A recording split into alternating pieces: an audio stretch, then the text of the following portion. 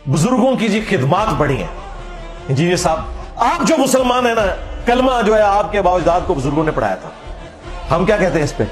रुको जरा, सब्र करो, आजा आजा आजा, बताते हैं तुझे। डॉक्टर जाकिर नाइक ने हजारों हिंदुओं को कैमरे में कलमा पढ़ाया, तुमने डॉक्टर जाकिर नाइक को सुल्तानुल हिंद क्यों नहीं मान लिया? कहते हैं नहीं, कलमा तो पढ़ाया लेकिन उसके अकीदे ठीक नहीं। तेरे बाबे ने भी अकीदे ठीक नहीं, मैं नबी सा है ही कोई नहीं, तेरे बाबे थे शाही कोई नहीं।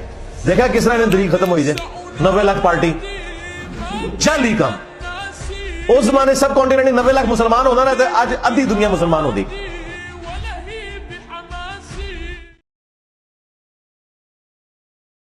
अस्सलामु अलैकुम वरहमतुल्लाह, वला हौला वला कुव्वता इल्ला बिल्लाह, हस्बुनल्लाहु व निअमल वकील, या हय्यु या क़य्यूम बिरहमतिका अस्तगीथ, ला इलाहा इल्ला अंता सुब्हानका इन्नी कुन्तु मिनज़ ज़ालिमीन, रब्बना आतिना मिन लदुनका रहमह व हय्यि लना मिन अम्रिना रशदा, रब्बि इश्रह ली सदरी व यस्सिर ली अमरी वहलुल उक़दतम मिन लिसानी यफ़क़हू क़ौली। अल्लाहुम्मा सल्लि अला मुहम्मद व अला आलि मुहम्मद व अस्हाबि मुहम्मद व अज़वाजि मुहम्मद व उम्मति मुहम्मद अजमईन इला यौमिद्दीन, आमीन। अल्हम्दुलिल्लाहि रब्बिल आलमीन वस्सलातु वस्सलामु अला सय्यिदिल अंबियाइ वल मुरसलीन व अला आलिहि व अस्हाबिहि अजमईन इला यौमिद्दीन। अल्हम्दुलिल्लाह, आज 20 अक्टूबर 2024 को संडे के दिन हमारा ये पब्लिक सेशन नंबर 169 होने जा रहा है। आपके ये रियल टाइम क्वेश्चंस, पूरा थद्दा पर्चियों का मेरे पास आ चुका है। इंशाल्लाह कोशिश करूंगा कि इन्हें भी बाद में डिस्कस करें। पहले करंट अफेयर के तौर पर चंद चीजें मैंने डिस्कस करनी है। हमारे जो ममदूह हैं डॉक्टर जाकिर नाइक हाफिज़हुल्लाह ताला, उनके हवाले से आजकल वो दावत व तबलीग के हवाले से गवर्नमेंट ऑफ पाकिस्तान की इनविटेशन के ऊपर पाकिस्तान आए हुए हैं और मुख्तलिफ बड़े शहरों में उनके प्रोग्राम हो रहे हैं। कराची के अंदर कुछ प्रोग्राम हुए, उसके बाद अब आजकल लाहौर में हो रहे हैं और उम्मीद है इसके बाद इंशाअल्लाह जाने से पहले इस्लामाबाद में भी उनके चंद एक प्रोग्राम होंगे। डॉक्टर जाकिर नाइक हाफिज़हुल्लाह ताला दौरे हाजिर में इस्लाम के मुजद्दिदीन में से एक हैं, जिस हवाले से उन्होंने इस्लाम की खिदमत की है, खुसूसन कंपैरेटिव रिलीजन, तकाबुल अदियान उनका मेन टॉपिक है, उसके ऊपर वो महारत रखते हैं अल्हम्दुलिल्लाह। और हजारों नहीं लाखों लोगों ने डायरेक्टली या इनडायरेक्टली उनकी वजह से इस्लाम कबूल किया है अल्हम्दुलिल्लाह। इसीलिए उनके इस दौरे से पहले जब बरेलवी मकतब के उलमा की तरफ से उनके खिलाफ प्रोपेगेंडा जारी था, तो मैंने उनके यहां पहुंचने से पहले ही एक तफसीली वीडियो रिकॉर्ड करवा दी थी उन्हें वेलकम कहने के लिए। और बरेलवियों के उलमा जिस तरफ उन्हें घसीट रहे थे, उसके हवाले से मैंने अपना मौकिफ रख दिया था कि इन सारे मामलात में इन्होंने हमें भी चैलेंज दिए थे और हमने उन चैलेंज को कबूल करके इनके कहने के ऊपर वीडियोस बनाई कि इनका जवाब दें। मैंने आज तक किसी को खुद से चैलेंज कभी नहीं दिया। जब कोई देता है बड़ा बंदा तो उसके रिस्पॉन्स में मैं वीडियो रिकॉर्ड करवाता हूं, तो उसका जवाब आज तक नहीं आया। इस दफा फिर मैंने उसको रिपीट किया, लेकिन जाहिर है कि इन बातों का जवाब उनके पास नहीं है। अब इस टूर के दौरान उनसे चंद एक चीजें मिस हैंडल हुई। जाहिर है डॉक्टर जाकिर नाइक एक इंसान है, इंसान गलती करता है, इसमें तो कोई शक नहीं है। सहाबा इकराम अलैहिम रिदवान से गलतियां हुई हैं, कुरान में रिपोर्ट हुई हैं, अल्लाह ताला ने माफ भी फरमा दिया। उसके बावजूद हमारी इबरत के लिए वो चीजें कुरान और सुन्नत में आई हुई हैं। तो ڈاکٹر ذاکر نائک ہوں یا کوئی اور بڑا عالم دین ہو، بہرحال وہ نہ تو پیغمبر ہے اور نہ ہی اہل البیت میں سے ہے اور نہ ہی وہ صحابہ کرام میں ہے، تو یقیناً غلطیوں کی گنجائش موجود ہے۔ اس حوالے سے دو ایکسٹریمز بن جاتی ہیں۔ ایک طرف وہ لوگ ہیں جو ان کی غلطیوں کی وجہ سے انہیں زیرو سے ملٹیپلائی کر دیتے ہیں اور فتویٰ بازی کا سلسلہ شروع کر دیتے ہیں، یہ نہیں دیکھتے کہ انہوں نے اسلام کے لیے کیا کچھ کیا۔ ہاں، اگر ان کی غلطی اس بڑے لیول کی ہو کہ جس میں کفر پایا جاتا ہو، یعنی کہ چشتی رسول اللہ، تھانوی رسول اللہ، تو پھر بے شک آپ زیرو سے ملٹیپلائی کریں۔ لیکن اگر چند مسائل میں کوئی اختلاف ہو جاتا ہے تو اس اختلاف کو اختلاف رکھا جائے، اس کی بنیاد کے اوپر یہ کہنا کہ انہیں پاکستان سے واپس بھیج دیا جائے، ان کے آنے سے دین کو نقصان ہوا ہے، یہ ایک بڑی ایکسٹریم والی اپروچ ہے۔ غلطی تو انسان کرتا ہے، اس میں کوئی شک نہیں ہے۔ دوسری ایکسٹریم کے اوپر وہ لوگ ہیں جو خام خواہ ان کا جھوٹا دفاع کرنا شروع کر دیتے ہیں، اور اس کا نقصان پھر اسلام کو ہوتا ہے، کیونکہ جب آپ کسی کی غلطی کا جھوٹا دفاع کرتے ہیں تو اس کی جو غلطی کی وجہ سے اسلام کو نقصان پہنچا ہوتا ہے، یا جو لوگ متنفر ہوئے ہوتے ہیں وہ اپنی گمراہی میں پکے ہو جاتے ہیں کہ دیکھیں یہ تو اپنے بندے کی غلطی ماننے کے لیے بھی تیار نہیں ہے۔ اسی لیے میری کوشش ہوتی ہے کہ ہمیشہ میں اس سے پہلے کہ اسلام بدنام ہو، ہم مولویوں کو بلی چڑھا دیتے ہیں، یا کوئی بڑے سے بڑا سپیکر ہو، ہم کہتے ہیں کہ بھائی بہت اس کی خدمات ہیں دین کے حوالے سے، لیکن یہاں پہ اس نے غلطی کی ہے۔ اپنے حوالے سے بھی میں نے اپنی کئی ویڈیوز میں درجنوں دفعہ نہیں سینکڑوں دفعہ یہ ڈکلیئر کیا ہے کہ ہم آپ کو آیت کا ریفرنس دیں گے، حدیث کا ریفرنس دیں گے، آپ کاؤنٹر ویریفائی کریں، اگر میرے بیان کرنے میں کوئی الفاظ کم زیادہ ہو گئے آپ ان کو چھوڑ دیں، آپ ریفرنس کو فالو کریں۔ بالمفہوم کوشش ہوتی ہے کہ بات کو صحیح طریقے سے پہنچایا جائے۔ اس کے باوجود اگر کسی کو اختلاف ہے تو ٹھیک ہے، ہمیں بیچ میں سے نکالیں آپ، ہم آپ کو آیت کوٹ کر رہے ہیں، حدیث کوٹ کر رہے ہیں، آپ اس کے اوپر چلیں۔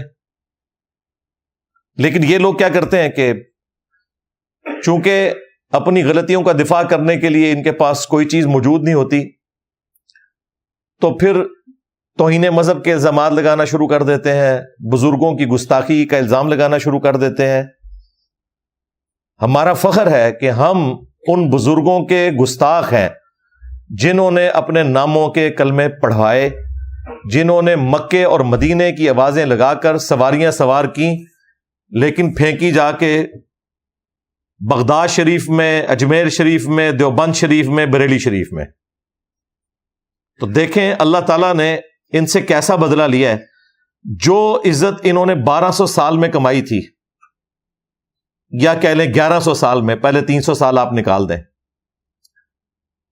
اللہ تعالیٰ نے ان 12 سالوں میں ان کی مٹی پلید کر دی۔ الحمدللہ ہمارا ایک نعرہ انہیں لے ڈوبا ہے، میرا نبی سا ہے ہی کوئی نہیں، تیرے بابے تے شے ہی کوئی نہیں۔ الحمدللہ اس وقت اردو زبان اور پنجابی زبان کا سب سے مشہور محاورہ یہی ہے، الحمدللہ۔ اب تو اس کے اوپر اب دیکھیں مختلف ہمارے اسٹوڈنٹس نے ویلیو ایڈیشن کرتے ہوئے مختلف انڈین فلموں کے سین کاٹ کے ان کے اوپر ڈبنگ کی ہے، ہاں،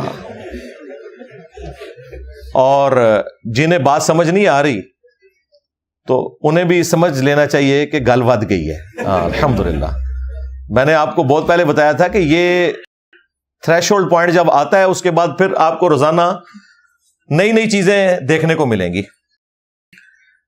وہ بزرگ جن کا نام لوگ بغیر وضو کے نہیں لیتے تھے اور یہ دعویٰ کرتے تھے کہ جو بغیر وضو کے ان کا نام لے تو مر جائے گا، پھر بزرگوں نے دعا کی، انہوں نے کہا نہیں چلو مرے گا نہیں، اس کا کوئی ایک بال ٹوٹ جائے گا، ٹھیک ہے، تو یہ بال دیکھ لو، تمہارے بزرگوں کے ساروں کے بال جمع کیے جائیں نا تو اتنے نہیں ہیں اللہ کے فضل سے. تو یہ ساری اب کہانیاں ہو گئی. یہ تو ابھی ان کے جو بزرگ بچ گئے ہیں نا، ان کو فوت ہونے دیں تو آنے والی نسلیں آپ دیکھیں، آنے والی نہیں، جو اس وقت بھی نسلیں موجود ہیں، جین زی نے ان کا بیڑا غرق کر دینا ہے انشاءاللہ تعالی. اور اس میں جو ایجڈ لوگ ہیں وہ بھی دعوت حق قبول کر رہے ہیں ماشاءاللہ. جو لوگ سرکاری اداروں سے یا اچھی پوسٹ سے، پرائیویٹ اداروں میں بھی پڑھے لکھے لوگ جو ریٹائر ہوئے ہیں، خصوصاً فورسز کے اندر جو لوگ ہیں، تو وہ ریٹائرمنٹ کے بعد اب سوشل میڈیا پہ اسمارٹ فون لے کے ہی بیٹھے ہوتے ہیں، اور الحمدللہ پہلے دن ہی انہیں تعارف ہو جاتا ہے کہ یہ ایک دعوت حق لانچ ہوئی ہے. پورے اخلاص کے ساتھ ختم نبوت صلی اللہ علیہ وآلہ وسلم کی مبارک دعوت کو لے کر الحمدللہ. اور کئی ایجڈ لوگ بھی ہیں جنہوں نے دعوت حق قبول کی ہے الحمدللہ، اس میں کوئی شک نہیں ہے. تو ڈاکٹر ذاکر نائک سے کچھ چیزیں مس ہینڈل ہوئی تھیں کراچی میں بھی. پچھلے ویک میں نے 5 ایونٹس اس حوالے سے ڈسکس کیے تھے، کنٹروورسیز جو ہوئی تھیں اس میں میں نے بیلنس گفتگو کی ہے. اب بیچ میں سے اگر کوئی ایک جملہ ایسا کاٹتا ہے جو ان کے حق میں ہے اور وہ یہ سمجھتا ہے کہ میں ناجائز انہیں سپورٹ کر رہا ہوں، یا کوئی ایک ایسا جملہ کاٹتا ہے جو میں نے ان کی اصلاح کے لیے سختی سے بیان کیا اور یہ سمجھتا ہے کہ میں ان کے خلاف بول رہا ہوں، تو یہ بڑی سخت زیادتی والی بات ہے. اس طرح جملے اگر آپ قرآن سے اٹھانا شروع کر دیں تو یقین کریں قرآن حکیم کوئی پڑھنے کی طرف نہیں آئے گا. مثلاً اگر کوئی یہودی آپ سے آ کے پوچھے کہ تمہاری کتاب ہمارے بارے میں کیا کہتی ہے، تو ہم انہیں جو آیت پیش کریں گے وہ ایسی آیت پیش کریں گے کہ جس سے پہلے پازیٹو تعارف ہو کہ ہم تمہیں سابقہ امت مسلمہ مانتے ہیں. ہم مانتے ہیں کہ تم میں 3 کتابیں آئیں، تورات، زبور، انجیل، اور کئی ایک صحائف، اور ہزاروں انبیاء آئے، اور تم حضرت یعقوب علیہ السلام کی اولاد ہو. اور اللہ تعالیٰ نے قرآن حکیم میں سٹارٹ ہی میں سورۃ البقرہ میں 2 دفعہ فرمایا، یا بنی اسرائیل اذکروا نعمتی التی انعمت علیکم وانی فضلتکم علی العالمین. اے بنی اسرائیل، اے اولاد یعقوب، اللہ کے اس احسان کو یاد کرو، اس نعمت کو یاد کرو جو اس نے تم پر کی تھی، اور تمہیں تمام جہان والوں پر جو اس وقت تمہارے زمانے کے لوگ تھے ان پر فضیلت دی تھی. اس کے بعد پھر بتائیں آپ کہ جی یہ غلطیاں ہوئیں جو قرآن حکیم نے مینشن کی سورۃ البقرہ میں، سورۃ الاعراف کے اندر اور باقی صورتوں میں. لیکن اگر ایک مسلمان تعارف یہ کروائے کہ یہودیوں تمہارا تعارف قرآن میں یہ ہے کہ ضربت علیہم الذلہ والمسکنہ وباؤوا بغضب من اللہ، انہیں قرآن نے نیڑے میں نہیں لگنا، ٹھیک ہے نا. اچھا، یہ سازش کرنے کی کوشش کرتے ہیں ہمارے کیس میں بھی. میرے چھوٹے چھوٹے ایسے کلپ کاٹتے ہیں جو آؤٹ آف کانٹیکسٹ ہوتے ہیں، یا میں نے پورا مضمون بنا کے اینڈ پہ کوئی بات فتوے والی کی ہوتی ہے. جس طرح اللہ تعالیٰ نے ڈائریکٹ تو فتویٰ نہیں لگایا کہ یہودیوں پہ اللہ تعالیٰ نے یہ فتویٰ لگا دیا ہو کہ تم پر اللہ تعالیٰ نے ذلت مسلط کر دی ہے اور مسکنت مسلط کر دی ہے اور اللہ تعالیٰ کا غضب ہے قیامت کے دن تک کے لیے. پورا کنکلوڈ کیا ایک ٹاپک کو. تو یہ کلپ بیچ میں سے اٹھاتے ہیں اور پریزنٹ کرتے ہیں، انجینئر صاحب ہر ٹائم ساڑھے باویاں دے مگر پہ رہتے ہیں. ٹھیک ہے بھائی، جس کو جہاں جہاں تکلیف ہے اسے یہی لگتا ہے کہ ہم یہی کرتے ہیں. آپ وابیوں سے پوچھیں تو انہیں ہمیشہ بنو امیہ کی فکر کھائی رہتی ہے، وہ کہتے ہیں انجینئر صاحب نے اور کام بھی کوئی نہیں. اچھا، بریلویوں سے پوچھیں تو کہیں گے انجینئر صاحب نے اور کوئی کام نہیں، ساڑھے باویاں دے مگر پہ ہیں. ہر ایک بندے کا سوچنے کا انداز ڈفرنٹ ہے. یہ پورا پیکج ہے بھائی، یہ کوئی پک اینڈ چوز والی بات نہیں ہے. اس طریقے سے ڈاکٹر ذاکر نائک حافظہ اللہ تعالی کی پوری خدمات کو آپ نے ٹوٹیلٹی میں دیکھنا ہے، اور اس میں جہاں کہیں کوئی مس ہینڈلنگ ہے ان کو ہائی لائٹ کرنا ہے اور اصلاح کی کوشش کرنی ہے. تو پچھلی دفعہ میں نے 5 ایونٹس ہائی لائٹ کیے تھے. اب جب سے وہ لاہور آئے ہیں تو یہاں بھی کئی ایک کنٹروورسی سامنے آئی ہیں. اگر میں ہر ایک کے اوپر تفصیلاً گفتگو کروں تو شاید 3-4 گھنٹے لگ جائیں. میں 3 ایشوز کو ڈسکس کروں گا. ایونٹس تو بہت زیادہ ہیں لیکن ایشو 3 ہیں, ان کے اندر کئی ایک ایونٹس لائی کر سکتے ہیں. ایک ایک کر کے میں انہیں ڈسکس کروں گا, اور اس میں جو تیسرا ایشو ہے اس کو میں نے ذرا تفصیل کے ساتھ ڈسکس کرنا ہے کیونکہ وہ ڈائریکٹلی مجھ سے ریلیٹڈ ہے.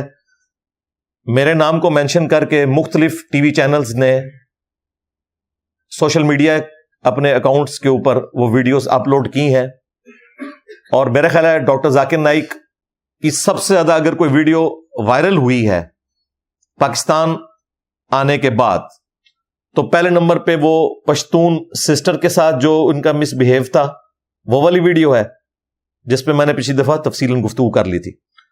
اور دوسرے نمبر پہ اگر کوئی ویڈیو ہے تو وہ یہی ویڈیو ہے, اور مجھے خام خواہ بیچ میں مینشن کیا ہوا ہے, حالانکہ میرا ڈائریکٹلی اس سے کوئی لینا دینا نہیں, انڈائریکٹلی ہے, کیونکہ وہ جو کرسچن بھائی سوال کر رہے تھے یقیناً انہوں نے یہ ساری باتیں میری ویڈیو سے ہی سیکھی ہیں, باقی تو کوئی اس قسم کی باتیں کرتا نہیں ہے. اس لیے پھر چند ٹی وی چینلز نے اپنے یوٹیوب کے اکاؤنٹ سے جب اس ویڈیو کو اپلوڈ کیا تو سٹارٹ میں لکھا کہ کرسچن کوٹنگ انجینئر محمد علی مرزا, اور وہ ویڈیو مختلف لوگوں نے اپلوڈ کی ہے. اس کے تو کئی ملینز میں ویوز جا چکے ہیں اگر آپ سارے جمع کریں, 4-5 لاکھ 6 لاکھ 7 لاکھ ہر ایک کے ویوز اس پہ آ رہے ہیں آلموسٹ. اسے میں انشاءاللہ تفصیل سے ڈسکس کروں گا کیونکہ اس کرسچن بھائی کا جواب ڈاکٹر ذاکر نائک نے اس طرح نہیں دیا جس طرح وہ سوال پوچھ رہے تھے. تو انشاءاللہ تعالی میں وہ کمزوری بھی ہائی لائٹ کروں گا اور اصل بات بتاؤں گا. جو ٹیکنیکل چیزیں وہ پوچھ رہا تھا عربی لنگوسٹک کے پوائنٹ آف ویو سے, آیت کے ترجمے کے حوالے سے اور بزرگ بابوں کے حوالے سے, اس نے جو الفاظ استعمال کیے ہیں وہ وہی الفاظ ہیں جو میں استعمال کرتا ہوں. لیکن اس سے پہلے میں یہ 2 جو کریٹیکل ایشوز ہیں انہیں ڈسکس کر لوں. ایشو نمبر 1, وہ لاہور کے اندر جو ان کے پروگرام ہوئے, اسپیسیفکلی ان پروگرامز میں بھی, ایون کراچی والے پروگرامز میں بھی, جو ڈاکٹر ذاکر نائک کا اوور آل ایٹیچیوڈ ہے وہ ہیومیلیٹنگ ہے, یعنی تذلیل والا. اور کئی لوگوں نے نیچے کامنٹس کیے ہیں کہ ڈاکٹر صاحب کو پاکستان آگے پتہ نہیں کیا ہو گیا, پاکستان کی شاید آب و ہوا ہی ایسی ہے, یا ہو سکتا ہے کہ وہ بادشاہی مسجد جہاں وہ پروگرام کر رہے تھے تو کچھ سال پہلے وہاں ہمارے بابا جی نے کہا تھا چھڑ دے وابیاں دی اذان دا کہ احترام ہوتے سوراں دے سور رہے. کہنا انہاں بڑیاں تے اخلاص منگو تو بڑے بڑے لوگ ہم گداواں نو خیر پا ہی دیں گے. چلو جی چلیے, او بھابیاں دی اذان اے تے کڑا دے اے تے سور چلو چلیے.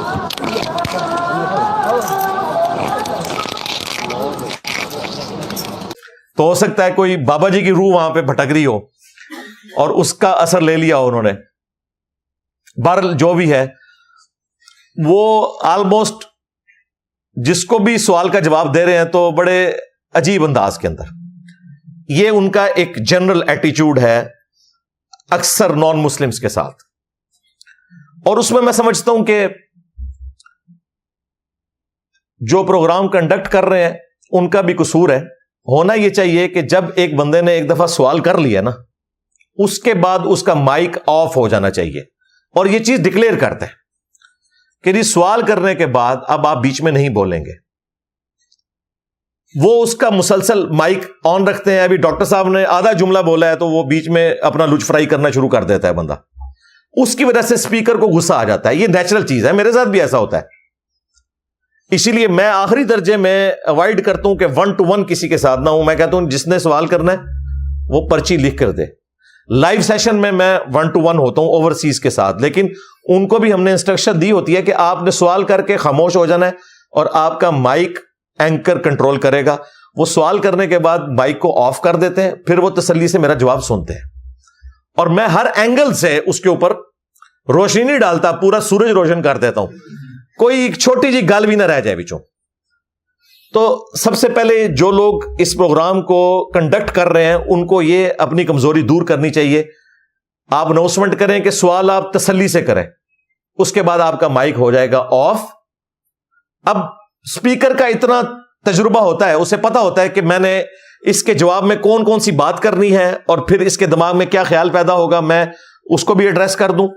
اور اینڈ پہ, ہر سوال کے اینڈ پہ ڈاکٹر صاحب کو چاہیے کہ وہ اینڈ پہ اس ٹاپک سے متعلق جو ان کی ویڈیو ہے نا اس کا ٹائٹل مینشن کریں اور کہیں کہ باقی تفصیلات کے لیے آپ فلاں ویڈیو دیکھ لیں.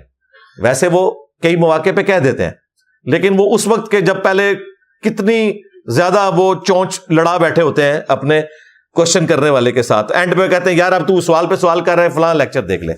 اس کی بجائے وہ سوال لیں, جواب دیں تسلی سے, اور اس کے بعد کہیں کہ فلاں ویڈیو دیکھ لو. دوسرا, اس میں جو اینکر ہے اس کا رول بڑا امپورٹنٹ ہے. اگر کوئی ایشو کھڑا ہو تو ڈاکٹر صاحب کو اسٹیج سے اس کو رسپانس کرنے کی ضرورت نہیں ہے. اینکر کا کام ہے کہ اگر کوئی بندہ بیچ میں لچ فرائی کرنا شروع کر دیتا ہے تو ڈاکٹر صاحب وہیں پہ خاموش ہو جائیں. اینکر کے آگے بھی مائک رکھا ہے, وہ کہ بھائی آپ تسلی سے جواب سنیں. اس سے یہ ہوتا ہے کہ اسپیکر جو بولنے والا ہے اسے غصہ نہیں آتا اور اس کا ڈائریکٹ انٹریکشن بھی نہیں ہوتا اس کے ساتھ, تو وہ جو چانسز ہیں وہ آلموسٹ ایلیمینیٹ ہو جاتے ہیں. یہ ساری اسٹریٹجیز جو ہیں وہ ہم نے سالوں کی محنت کے بعد سیکھی ہیں. یہ جو اتنا موٹا تھدا میں نے لیا ہے 150-200 سوالوں کا, اس کی بجائے یہاں پہ 300 400 500 بعض کا 600 لوگ آتے ہیں, اور انہوں نے آنا بھی زندگی میں ایک دفعہ ہوتا ہے. ہم نے منع کیا ہے دوبارہ نہیں آنا. آپ میں سے کتنے ریئل ٹائم ہے جو آج پہلی دفعہ آئے ہیں؟ ذرا ہاتھ کھڑا کریں. ہاں دیکھ لیں, آپ لوگ کیمرے میں دکھائیں.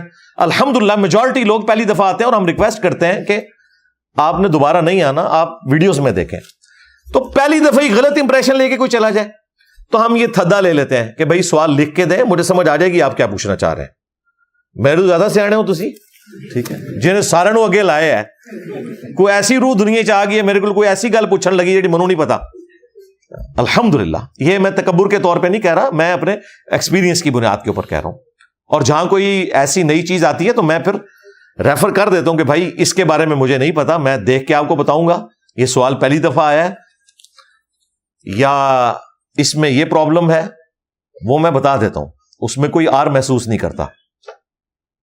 تو اینکر اگر ڈاکٹر ذاکر نائک کی بجائے بولیں تو اس کی وجہ سے پھر ڈاکٹر ذاکر نائک کو غصہ نہیں آئے گا اور نہ ان کا ٹیمپرامنٹ لوز ہوگا. ورنہ یہ جو تماشا لگا ہوا ہے نا, یہ بار بار ریپیٹ ہی اس لیے ہو رہا ہے کہ وہ ڈائریکٹ ہو جاتے ہیں. سوال کا جواب, پھر اس کے اوپر کاؤنٹر کوشچن. بھائی اگر آپ اس طریقے سے کاؤنٹر کوشچن کرتے چلے جائیں گے تو پھر تو ایک بندہ ہی ٹائم لے گا. اس لیے آپ دیکھ رہے ہیں 20 25 منٹ ایک بندے کے اوپر لگ رہے ہیں. پھر بھی وہ کوئی نہ کوئی سوال اس کا رہ جاتا ہے, پھر زبردستی اسے وہاں سے رخصت کیا جاتا ہے. ظاہر ہے ایک نشست میں آپ ہر بات کا جواب تو نہیں دے سکتے, ایک سوال کریں جواب لیں. پھر ڈاکٹر صاحب چونکہ ایک ڈیبیٹر ہے تو ڈیبیٹر کی ایک عادت ہوتی ہے کہ وہ جواب دینے کے بعد نا اگلے بندے کو کہتا ہے کہ ہاں بھی اب تو مان اس کو, حالانکہ پہلے اناؤنسمنٹ کرتے ہیں کہ مجھ سے سوال پوچھیں. تو یہ جو آپ کی آڈینس آئی ہوتی ہے یہ آپ سے ڈیبیٹ کرنے نہیں آئی ہوتی. اگر کوئی آیا بھی ہے تو وہ اپنے دل میں رکھ کے یہ بات آیا. آپ کا یہ کام نہیں ہے, آپ نے وہاں پہ جو اناؤنسمنٹ کی ہے وہ کوسچن اینڈ آنسر سیشن کی ہوئی ہے, آپ نے اسے سوال ہی لینا ہے. اگر آپ اسے ڈیبیٹ لیں گے تو پھر وہی کچھ ہوگا جو کہ یہ کیسز میں ہوا ہے, اور معاملات مس ہینڈل ہو جائیں گے. اب وہ ایک ایتھیسٹ وہاں پہ آ گیا جو مسلمان سے مرتد ہوا ہے, اب اسے پازیٹیولی ڈیل کرنا چاہیے. سٹارٹ میں تو انہوں نے پازیٹیولی کیا, پھر کرتے کرتے انہوں نے فتوے لگانا شروع کر دیے اور اسے جہنم کی بشارتیں سنانا شروع کر دیں. حالانکہ ابھی اس کی موت کا وقت قریب نہیں آیا. ایک ہوتا ہے وہی سنانا اور چیز ہے, لیکن ایک ڈائریکٹ ہو جانا کہ تمہارے لیے یہ ہے, تمہارے لیے یہ آیت ہے, تمہارے لیے یہ حدیث ہے, اس طریقے سے اگر آپ بات کریں گے نا تو یہ کوئی دعوت کا انداز نہیں ہے, اور نہ اسلام نے اس طرح کے انداز کو سپورٹ کیا ہے. اور پھر دیکھ لیں وہ لبرلز کو موقع مل جاتا ہے اور وہ چیزیں اٹھاتے ہیں, کہتے ہیں یہ جناب اسلام کی خدمت کر رہا ہے بندہ. وہ بالکل ٹھیک اٹھا رہے ہوتے ہیں. اور یہاں جو ان کے دفاع کے اوپر مولویوں کے فرنٹ مین آتے ہیں، وہ بجائے بات کو سمجھنے کے وہ الٹا سمجھانے والے کو گالیاں دینا شروع کر دیتے ہیں کہ جی یہ کافروں کے ساتھ ملا ہوا ہے. اسی طریقے سے ایک ایونٹ اسی میں ہوا، جو ایک کرسچن بھائی تھے. اب وہ بیچارے سوال پوچھ رہے ہیں، ڈاکٹر صاحب اس کا جواب دے رہے ہیں، جواب دیتے دیتے دیتے اب آپ کا کام صرف جواب دینا ہے، منوانا تو نہیں ہے نا. پھر اس سے پوچھ رہے ہیں کہ ہاں بھائی آپ سناؤ، اسلام قبول کرنا ہے کہ نہیں کرنا؟ تو وہ آگے سے کہہ رہا ہے کہ آپ میرے لیے دعا کریں، اللہ تعالیٰ مجھے ہدایت دے. بس یہی کام ہوتا ہے. لیکن پھر وہ کہتے ہیں دیکھو یہ 20,000 لوگوں کے مجمع میں نے تمہارے سوال کا جواب دے دیا اور میں نے اسلام کا حق ہونا تم پہ ثابت کر دیا ہے، اب بھی اگر تم اسلام نہیں قبول کرتے تو یہ ہو جائے گا. بھئی اس طرح کا دعویٰ صرف پیغمبر کر سکتا ہے. میں یہ نہیں کہہ رہا کہ آپ نے دعوے پیغمبری کر دیا ہے. پیغمبر کے بعد کسی کو اجازت نہیں ہے کہ وہ اس طریقے سے گفتگو کرے کہ میں نے حق کا حق ہونا بالکل واضح کر دیا ہے، اب اگر قبول کرو گے تو جنت میں جاؤ گے، نہیں کرو گے تو سیدھے جہنم میں جاؤ گے. اگرچہ آپ حق کا حق ہونا واضح کر دیں، بہرحال آپ ایک عام انسان ہے، پیغمبر نہیں ہے. پرفیکشن صرف پیغمبر کے اندر ہوتی ہے. لیکن انہوں نے جس طریقے سے کیا، اور پھر مجمع بھی ماشاءاللہ چارج تھا، اس نے بھی تکبیر اور نعرے بلند کرنا شروع کر دیے. پھر وہ بار بار اسے کہہ رہے ہیں کہ تم کلمہ پڑھ لو. وہ کہتا ہے جی آپ دعا کریں، میں کوشش کروں گا. اب ہونا چاہیے تھا کہ اسے چھوڑ دیتے، لیکن جناب وہ ایک ایک کر کے منواتے پھر اینڈ پہ کہتے ہیں عربی میں بھی پڑھ. آپ اس کی شکل بھی دیکھ لیں، اس کی فیس ریڈنگ بھی دیکھ لیں آخری وقت تک. اب ڈاکٹر صاحب تو چلے جائیں گے، لیکن کتنا خطرناک کھیل کھیل کے جا رہے ہیں. مجھے تو کہیں سے نہیں لگتا کہ اس نے ولنگلی وہ کلمہ پڑھا ہے. ہم تو ظاہر کے اوپر فتویٰ لگائیں گے، لیکن اس طرح کا ظاہر کے اوپر فتویٰ لگاتے ہوئے بھی ہمیں ڈر لگتا ہے.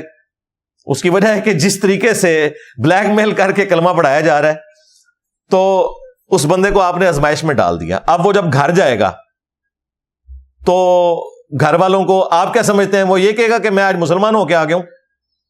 الٹا وہ یہی کہے گا کہ اتنے مجمع میں پھنس گیا تھا، میں کیا کرتا. اللہ کرے کہ مسلمان ہو جائے، بہت اچھی بات ہے. اور اگر مسلمان ہو گیا تو اسے پبلکلی پھر سامنے آنا چاہیے. اور اگر وہ پبلکلی سامنے نہیں آتا اور اس طریقے سے زبردستی جو کلمہ پڑھایا گیا ہے، یہاں تو مجاہد ملت تیار بیٹھے ہوئے ہیں اسے مرتد ڈکلیئر کرنے کے لیے. ہاں، اس لیے ہمارا یہ پلیٹ فارم حاضر ہے اس کے لیے. وہ اگر کوئی اپنی کلیریفیکیشن دینا چاہتا ہے تو آن لائن سیشن میں بھی آ سکتا ہے. ہمارا جو 5 دن سیشن چلتا ہے، اور کسی بھی سنڈے کو جیلم بھی آ کے اپنی کلیریفیکیشن وہ دے سکتا ہے. اگر واقعتاً اس نے قبول کر لیا بہت اچھی بات ہے، اور اگر نہیں کیا اور زبردستی والا معاملہ ہوا تو وہ اپنے معاملے میں حق و جانب ہے. ہم بھی ان کے لیے دعا کرتے ہیں، اللہ تعالیٰ ان کا سینہ اسلام کے لیے کھول دے. لیکن اس طریقے سے بیہیو کرنا اسلام میں اس کی کوئی گنجائش نہیں ہے. سورۃ البقرہ میں آیت نمبر 256 ہے، آیت الکرسی سے اگلی آیت، لا اکراہ فی الدین. دین قبول کرنے کے معاملے میں کسی پہ جبر نہیں ہے. قد تبین الرشد من الغی، بے شک اللہ تعالیٰ نے رشد و ہدایت کو گمراہی سے، طاغوت سے الگ کر کے بیان کر دیا. یعنی اللہ تعالیٰ نے یہ اپنے ذمہ کرم پر لیا ہے کہ وہ ہدایت کو گمراہی سے الگ کر کے بیان کرے گا. بس اس کے بعد انسان کی مرضی ہے کہ وہ اسے قبول کرے، نہیں مرضی تو نہ قبول کرے.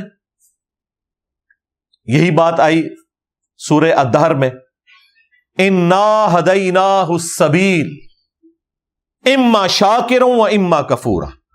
بے شک ہم نے ہدایت کا راستہ واضح کر دیا ہے، چاہو تو شکر گزاری کی روش اختیار کرو، خواہ ناشکری کی.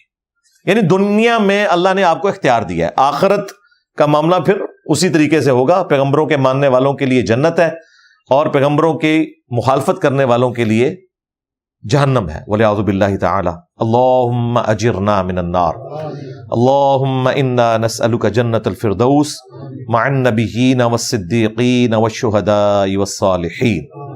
تو یہ وہ اسلام کا مقدمہ ہے جو سب کو کلیئر ہے. ایون ڈاکٹر صاحب خود بھی کئی سوالات کے جوابات میں ان آیات کو کوٹ کرتے ہیں، لیکن اس دن ان سے وہ چیز اوور لک ہو گئی اور انہیں خیال نہیں آیا کہ اس کا رزلٹ کیا نکلے گا۔ اسی لیے قرآن حکیم میں اس مقدمے کو اللہ تعالیٰ نے اتنا کھول کر بیان کیا ہے کہ اللہ تعالیٰ کے لیے اپنی مخلوقات میں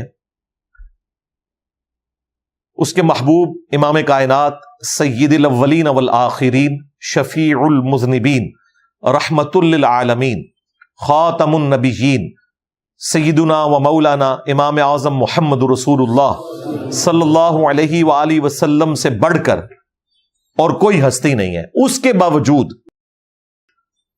آپ صلی اللہ علیہ وآلہ وسلم کو سینٹرڈ کرتے ہوئے اللہ تعالیٰ نے قرآن حکیم میں اتنے سخت انداز میں گفتگو کی ہے اس چیز کو کنڈیم کرنے کے لیے کہ آپ نے زبردستی کسی شخص کے اوپر اسلام نافذ نہیں کرنا، اسلام کے دائرے میں اسے زبردستی داخل نہیں کرنا۔ مجھے بتائیں، اگر جس ہستی کی پرائمری رسپانسبلٹی ہے اسے اللہ تعالیٰ سخت انداز میں فرما رہا ہے کہ آپ کا کام یہ نہیں ہے کہ آپ زبردستی کریں، تو میں اور آپ تو شاید کوئی نہیں، ہم تو ان کے بہاف کے اوپر کام کر رہے ہیں نا۔ اگر اللہ کے نبی علیہ السلام کو اللہ تعالیٰ سختی سے روک دے کہ آپ نے زبردستی نہیں کرنی، تو ان کے بعد تو کسی کو اجازت ہی نہیں ہے کہ وہ خام خواہ دین کی خدمت کی آڑ میں قرآن و سنت کی تعلیمات کے خلاف جاتے ہوئے زبردستی کرنے کی کوشش کرے۔ اب سنیں سورہ یونس میں آیت مبارکہ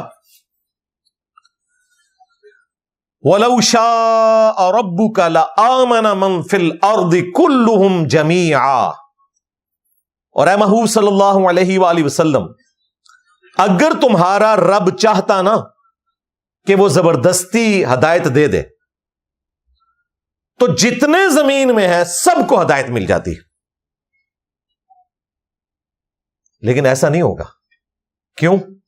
اللہ تبارک و تعالیٰ نے جنت بنائی اس لیے ہے کہ جو لوگ اپنی مرضی سے خدا کو چنیں گے ان کو انعام ملے گا، اور جہنم ان لوگوں کا انجام ہے جو اپنی مرضی سے پیغمبروں کی نافرمانی کریں گے۔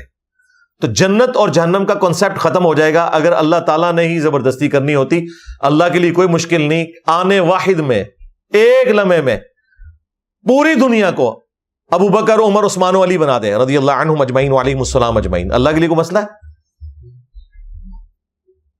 تو نبی علیہ السلام کو تسلی دی جا رہی ہے اور تنبیہ بھی کی جا رہی ہے کہ دیکھیں، اگر اللہ نے زبردستی ہدایت دینی ہوتی تو خود دے لیتا، تو آپ کیوں زبردستی کرتے ہیں؟ اب اس کے ساتھ کیا ذکر ہوا اسی آیت کے اندر، افانت تکرہ الناس، کیا آپ لوگوں کو مجبور کریں گے حتی یکونوا مؤمنین، یہاں تک کہ وہ ایمان لے آئیں؟ یعنی نبی علیہ السلام کو کہا جا رہا ہے کہ آپ لوگوں کو مجبور کر دیں گے کہ وہ ایمان لے آئیں، یہ آپ نے کام نہیں کرنا۔ تفنن کے طور پہ بات کر رہا ہوں، یہی وہ آیت ہے جو مفتی اعظم پلانٹ ارتھ بریلویوں کے، اور بلکہ اس وقت تو وہ پلانٹ ارتھ تمام فرقوں کے تھے، کیونکہ ختم نبوت کے کیس میں انہوں نے 100-150 علماء کے نام پڑھے تھے، اور سارے فرقوں کے مولوی ان کے سامنے بیٹھے ہوئے تھے پریس کانفرنس میں سپریم کورٹ کے فیصلے کے اوپر بات کرتے ہوئے، اور لکھی ہوئی یہ آیت انہوں نے غلط پڑھ دی تھی مفتی منیب الرحمان صاحب نے، حتی یکونوا مؤمنون پڑھ دیا، حالانکہ جسے عربی تھوڑی سی بھی آتی ہے نا، یہ آیت وہ غلط پڑھ ہی نہیں سکتا، یکونو کے بعد مؤمنین ہی آتا ہے، مؤمنون آ ہی نہیں سکتا، اور دیکھ کے غلط پڑھی۔ لیکن ہم نے یہ نہیں کہا کہ ان کی مفتی کی ڈگری کینسل ہوگی، انسان ہے، غلطی ہو سکتی ہے۔ پھر خسر پسر شروع ہوئی آہستہ آہستہ، پھر ایک بندے نے کان میں آگے کہا کہ حضرت ہے انجینئر بنا لے گا ڈکلے کو، انجینئر نے نہیں بنایا۔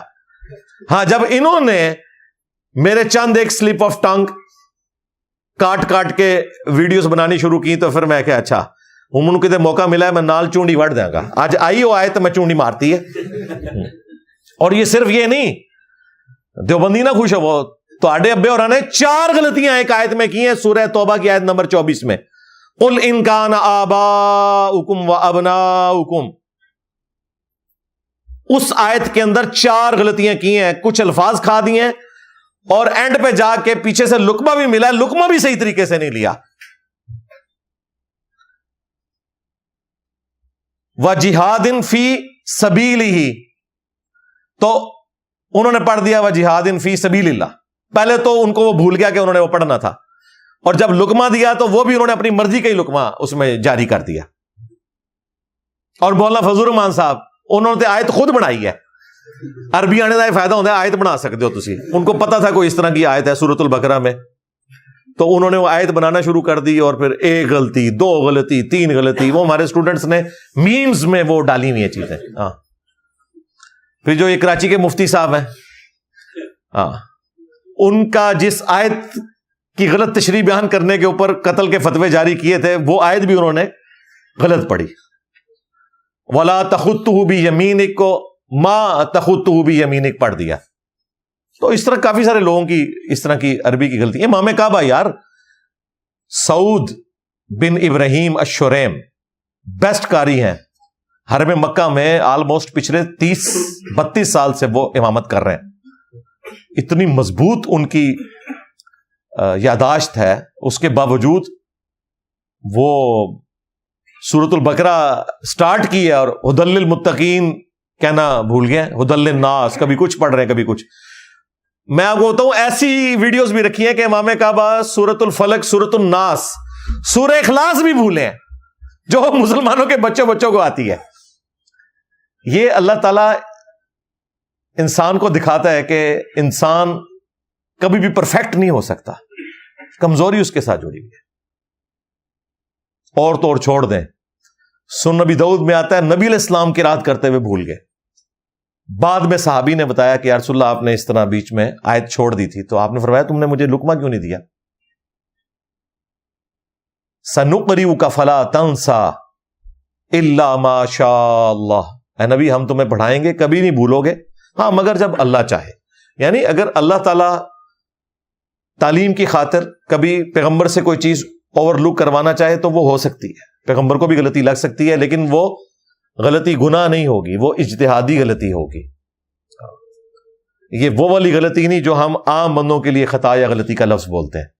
یہ ایک ٹیکنیکل بحث ہے الگ سے. تو مجھے اچانک یاد آ گیا، میں نے کہا چلیں تھوڑا سا ماحول جو ہے وہ آپ کا اچھا کر دیں، کیونکہ میں جب بھی آیت پڑھتا ہوں نا تو بڑے غور سے پڑھتا ہوں، حتیٰ یکونوا مؤمنین، کیونکہ دماغ میں میرے مؤمنون چل رہا ہوتا ہے، مفتی صاحب کی تصویر سامنے چل رہی ہوتی ہے، مجھے خطرہ ہوتا ہے کہ میں غلط نہ پڑھ دوں مفتی صاحب کی وجہ سے.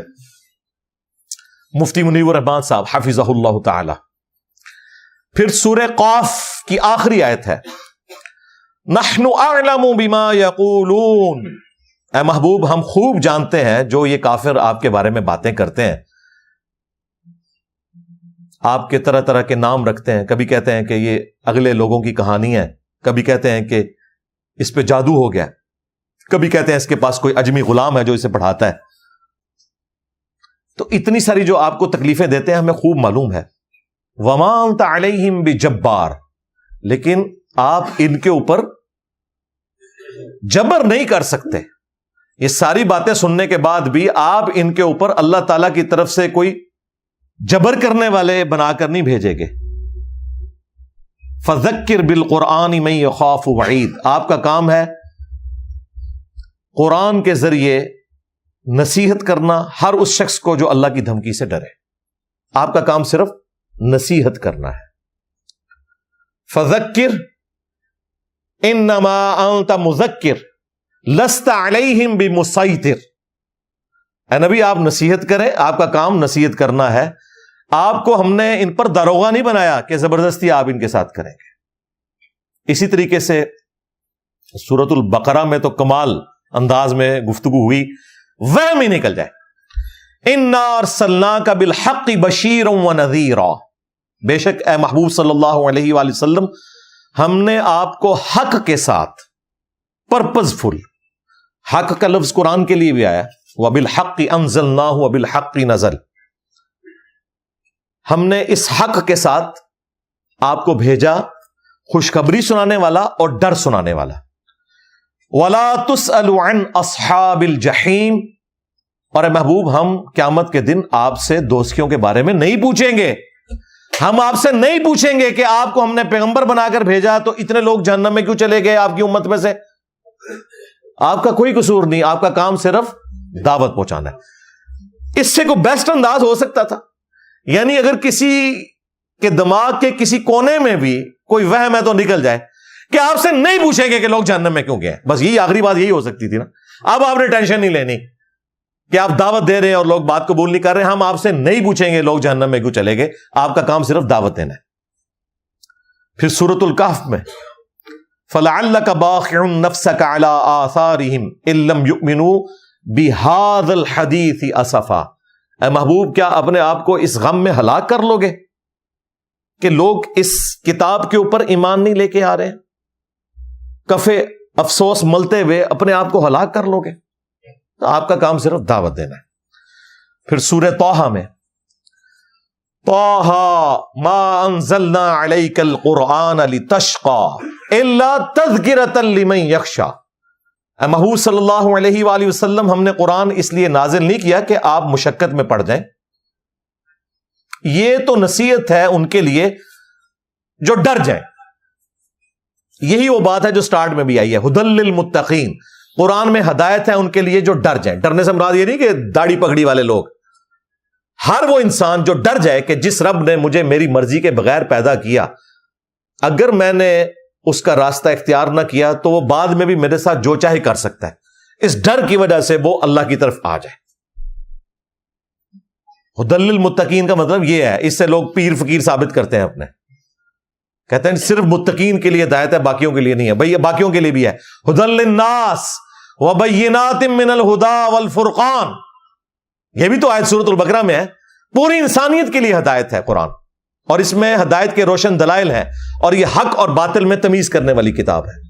اور ہمارے محبوب علیہ السلام کے لیے بھی صحیح بخاری میں یہی الفاظ آئے, محمد فرق بین الناس.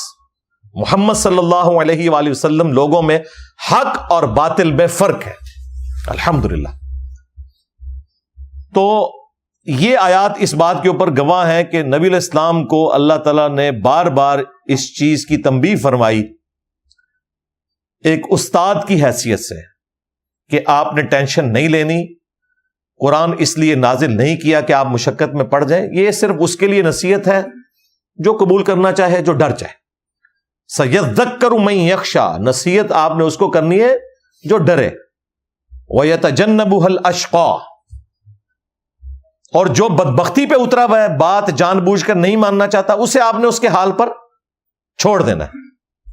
الَّذِي يَصْلَى النَّارَ الْكُبْرَىٰ, اس کو تو ہم قیامت کے دن بڑی آگ پر پیش کریں گے. ثُمَّ لَا يَمُوتُ فِيهَا وَلَا يَحْيَىٰ, پھر وہ نہ زندوں میں ہوگا نہ مردوں میں ہوگا. لیکن اس لیول پہ اس طریقے سے اس انداز سے گفتگو وقت کا پیغمبر تو اپنی آڈینس کو کر سکتا ہے, باقی صرف بات پہنچا سکتے ہیں, ڈائریکٹ کسی کو اس طریقے سے ایڈریس نہیں کر سکتے کہ اس کی آخرت کا فیصلہ بھی دنیا میں کر دیں. پھر سورۃ العنکبوت کے اینڈ پہ اللہ تعالیٰ نے وہ ٹروتھ بھی ریویل کر دیا کہ اللہ تعالیٰ ہدایت کس کو دیتا ہے. وَالَّذِينَ جَاهَدُوا فِينَا لَنَهْدِيَنَّهُمْ سُبُلَنَا, جو لوگ ہماری راہ میں کوشش کریں گے انہیں ہم ہدایت دیں گے. جو سورہ الدہر میں آیا تھا نا, اِنَّا هَدَيْنَاهُ السَّبِيلَ اِمَّا شَاكِرًا وَإِمَّا كَفُورًا, ہم نے ہدایت کا راستہ واضح کر دیا, چاہو تو شکر گزاری کی روش اختیار کرو, خواہ ناشکری کی. تو یہ ہدایت کسے ملے گی؟ جو ہماری راہ میں کوشش کرے گا. جو کوشش نہیں کرے گا اسے اللہ تعالیٰ ہدایت زبردستی نہیں دے گا, کیونکہ اس کائنات کی سب سے بڑی نعمت وہ انسان کا ایمان ہے. اس کے لیے آپ کو ایفرٹ پٹ کرنی پڑے گی.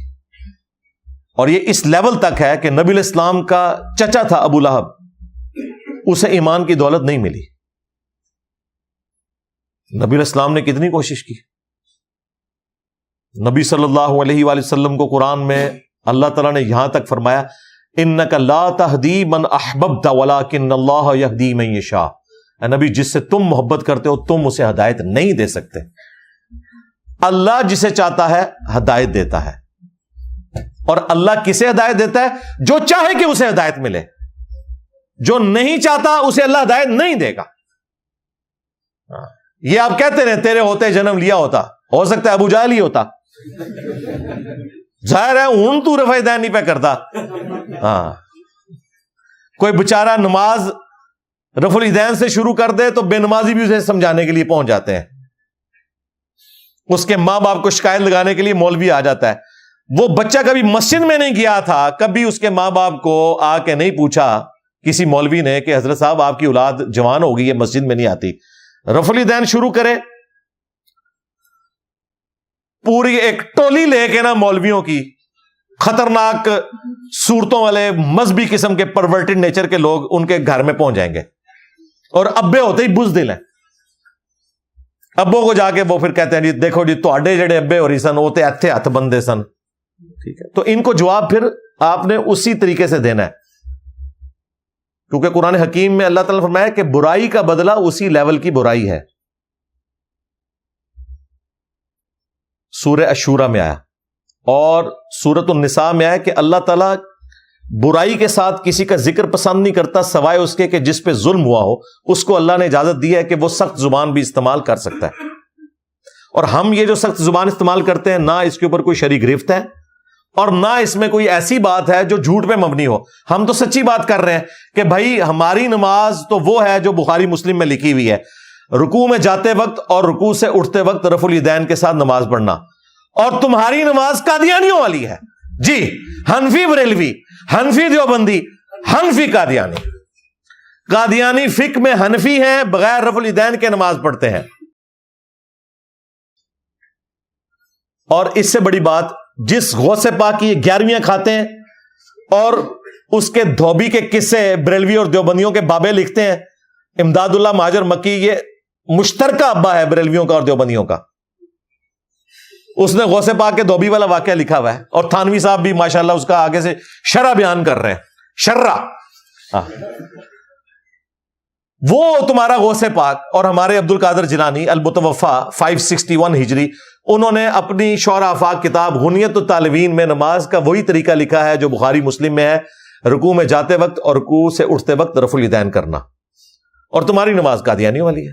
بس اب آپ کے ابے کے پاس کو مولوی آئے نا کہ اینو پتر نو سنبھالو, انہوں نے کہا جی گل یہ ہے مولوی صاحب تہاڈی نماز ہے قادیانی والی اور میں تو ختم نبوت کا ماننے والا ہوں. سیدھی سی بات ہے, جاؤ قادیانیوں کی عبادت گاہ میں جا کے دیکھ لو, تمہارے طریقے کے اوپر ہی نماز پڑھتے ہیں, بلکہ ان کے تو خلیفہ کی ویڈیو ہے. We follow generally Imam Abu Hanifa's fatwa were very largely accepted by the Ummah, and unless we find reasons to disagree with him, we would generally follow the Fiqh Hanafiya. Investigate personally, directly. The overbearing principle should be that you follow Hazrat Imam Abu Hanifa. This is the entire attitude of Wahhabiyya. اور دیکھیں انہوں نے کتنا ظلم مشہور کیا تھا. کوئی بندہ رفع الیدین شروع کرتا تھا تو اسے کہتے تھے یہ عنقریب قادیانی ہو جائے گا کیونکہ اس نے رفع الیدین شروع کر دیا. حالانکہ قادیانیت تو اس نے چھوڑی تھی جی. حنفی بریلوی, حنفی دیوبندی, حنفی قادیانی. یہ میں سب کچھ قرآن کی روح سے کہہ رہا ہوں. قرآن نے کہا ہے کہ برائی کا بدلہ اسی لیول کی برائی ہے, اور اللہ تعالیٰ برائی کے ساتھ ذکر پسند نہیں کرتا سوائے اس کے کہ جس پہ ظلم ہوا ہو. تو ان کا علاج ہمارے پاس ہے. ان کو اب اس طریقے سے آپ نے ٹیکل کرنا ہے. ایشو نمبر 2, اور وہ ہے ڈاکٹر صاحب نے کراچی میں بھی چند ایک کرسچن سے یہ بات کی, ادھر بھی کی, کہ میں چیلنج کرتا ہوں کہ کوئی ان ایمبیگوس اسٹیٹمنٹ بائبل سے دکھائے کہ جہاں پہ حضرت عیسیٰ ابن مریم نے کہا ہو کہ میں خدا ہوں یا میری عبادت کرو. تو ظاہر ہے ان الفاظ کے ساتھ تو کسی بھی الہامی کتاب میں کوئی ایسی بات موجود نہیں ہے. اس پہ اگر آپ نے تفصیلی ویڈیو دیکھنی ہے تو آلموسٹ آج سے کوئی 7-8 مہینے پہلے ایک آرتھوڈاکس کرسچن ہے بشپ آسٹریلیا کے, ان پہ قاتلانہ حملہ کیا تھا ایک نوجوان نے, وہی جہادی تنظیموں کے ورغلائے ہوئے. حالانکہ اس نے اسلام سے متعلق 5 اعتراضات ہائی لائٹ کیے تھے. اس کے جواب میں وہ بچہ اسے مارنے کے لیے پہنچ گیا, اور الحمدللہ میں نے اس کے 5 اعتراضات کے جوابات آلموسٹ 2 گھنٹے اور 18 منٹ کی ویڈیو ہے انگلش سب ٹائٹل کے ساتھ, یوٹیوب پہ جا کے لکھیں reply to Christian Bishop Marbury Emanuel. اور 5 جو اس نے چیزیں ہائی لائٹ کی تھی، میں نے ایک ایک چیز کا جواب دیا تھا بائبل سے، اور اس میں نے انگلش کا ورژن بھی، کنگ جیمز ورژن دکھایا تھا، اور اس کا اردو ترجمہ جو بائبل سوسائٹی انارکلی سے شائع ہوتا ہے، وہ 15 ریفرنسز میں نے بتائے تھے، جس میں میں نے عقیدہ توحید بھی کور کیا، اور حضرت عیسیٰ ابن مریم کا سٹیٹس کلیئر کیا بائبل سے کہ وہ انسان تھے، پیغمبر تھے، خدا نہیں تھے، اور تیسرا ہمارے محبوب صلی اللہ علیہ وآلہ وسلم کی جو پروفیسیز ہیں یہ ساری میں نے کور کی ہیں. آج اگر میں اس پہ بولوں تو 2 گھنٹے پھر مزید ایڈ کرنے پڑ جائیں گے. تو یہ ڈاکٹر صاحب کا کلیم بالکل درست تھا. اس میں چونکہ وہ ڈیبیٹر ہیں، انہوں نے چیلنج کیا کہ جی میں اس پہ ڈیبیٹ کرنے کے لیے تیار ہوں. تو لاہور میں کچھ کرسچنز کے آپ کہہ لیں پاسٹرز یا ان کے پادری پہنچ گئے اور انہوں نے کہا کہ ہم آپ سے منازعہ کرنے کے لیے تیار ہیں. تو ڈاکٹر صاحب نے کہا کہ آپ نے غور سے میری بات نہیں سنی. میں نے یہ کلیم کیا تھا کہ کم از کم 20,000 کے مجمع کو جس نے کبھی ایڈریس کیا ہو اس پادری کو میرے مقابلے پر لے کے آئیں. 20,000 کا مجمع اس نے کسی چرچ میں نہیں، اوپن گیدرنگ میں، کیونکہ چرچ میں یا مسجد میں تو لوگ عبادت کے لیے بھی آ سکتے ہیں، مجبوراً وہ کسی مولوی کی یا پادری کی بات سنیں گے.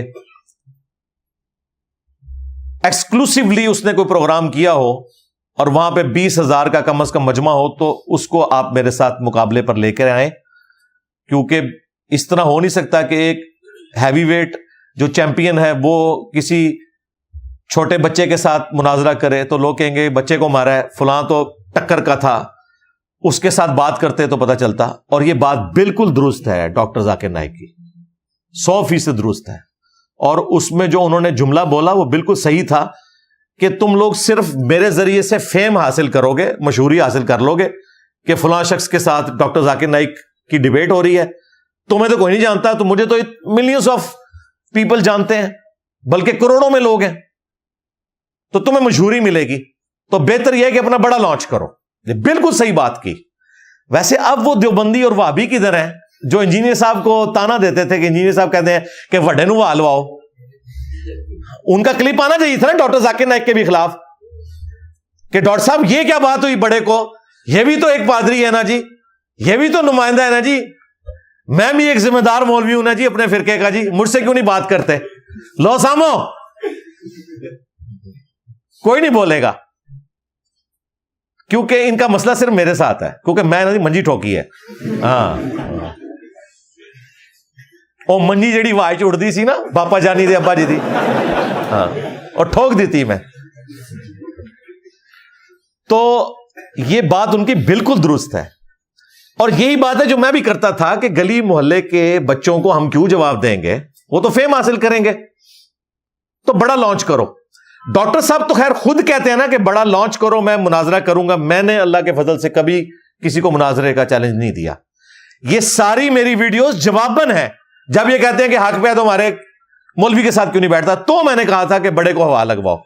لیکن یہ اتنے بے ایمان ہیں، ہر دفعہ بیٹھتے ہیں نا، جو بھی مولوی نیا آتا ہے کہتا ہے دیکھو جی ہمارے بزرگوں کو یہ چیلنج کرتا ہے کہ جی نکالو ہوا لگواؤ، بدتمیزی سے بات کرتا ہے تو ہم یہ اس کو دیکھ لیں گے، یہ ہم سے بیٹھے. او بھائی میں نہیں کہتا، مجھے کوئی شوق ہے.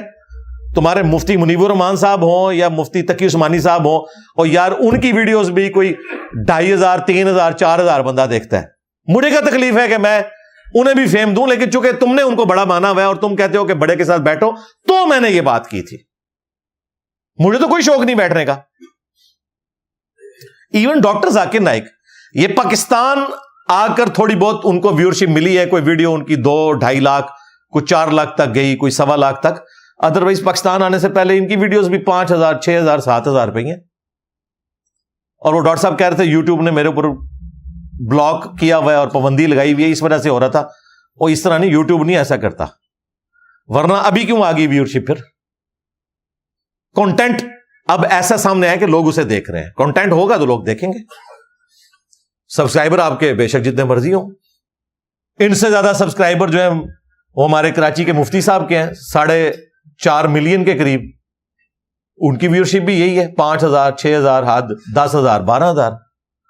اس لیے آج کل پھر وہ دوبارہ سے مجھے چھیڑ رہے ہیں. ہاں نہیں بھائی آپ جو کچھ کر دیا بس کافی ہے. مفتی بینک 5 ملین سے زیادہ سبسکرائبر ہیں, ویورشپ کتنی ہے 1,500 2,000 2,500, کیونکہ کنٹینٹ وہی بار بار ریپیٹ ہو رہا ہوتا ہے. کرنٹ افیئر پہ آپ بولیں گے نا جو مسلمانوں کے اس وقت کے مسائل ہیں, پھر مسلمان اسے انٹرسٹ سے سنیں گے. بیسیکلی ڈاکٹر صاحب کو اس لیے اب لوگ سننا شروع ہیں, مجھے بڑی خوشی ہوئی ہے الحمدللہ کہ ایک قیمتی سرمایہ لوگوں تک پہنچے, ورنہ تو لوگ سیریس نہیں لے رہے تھے. وہ پاکستان کے ٹور سے انہیں اس حوالے سے فائدہ ہوا ہے الحمدللہ. تو یہ ان کی بات بالکل درست ہے کہ اس طرح ہر بندے کے ساتھ میں کیسے مناظرہ کروں گا.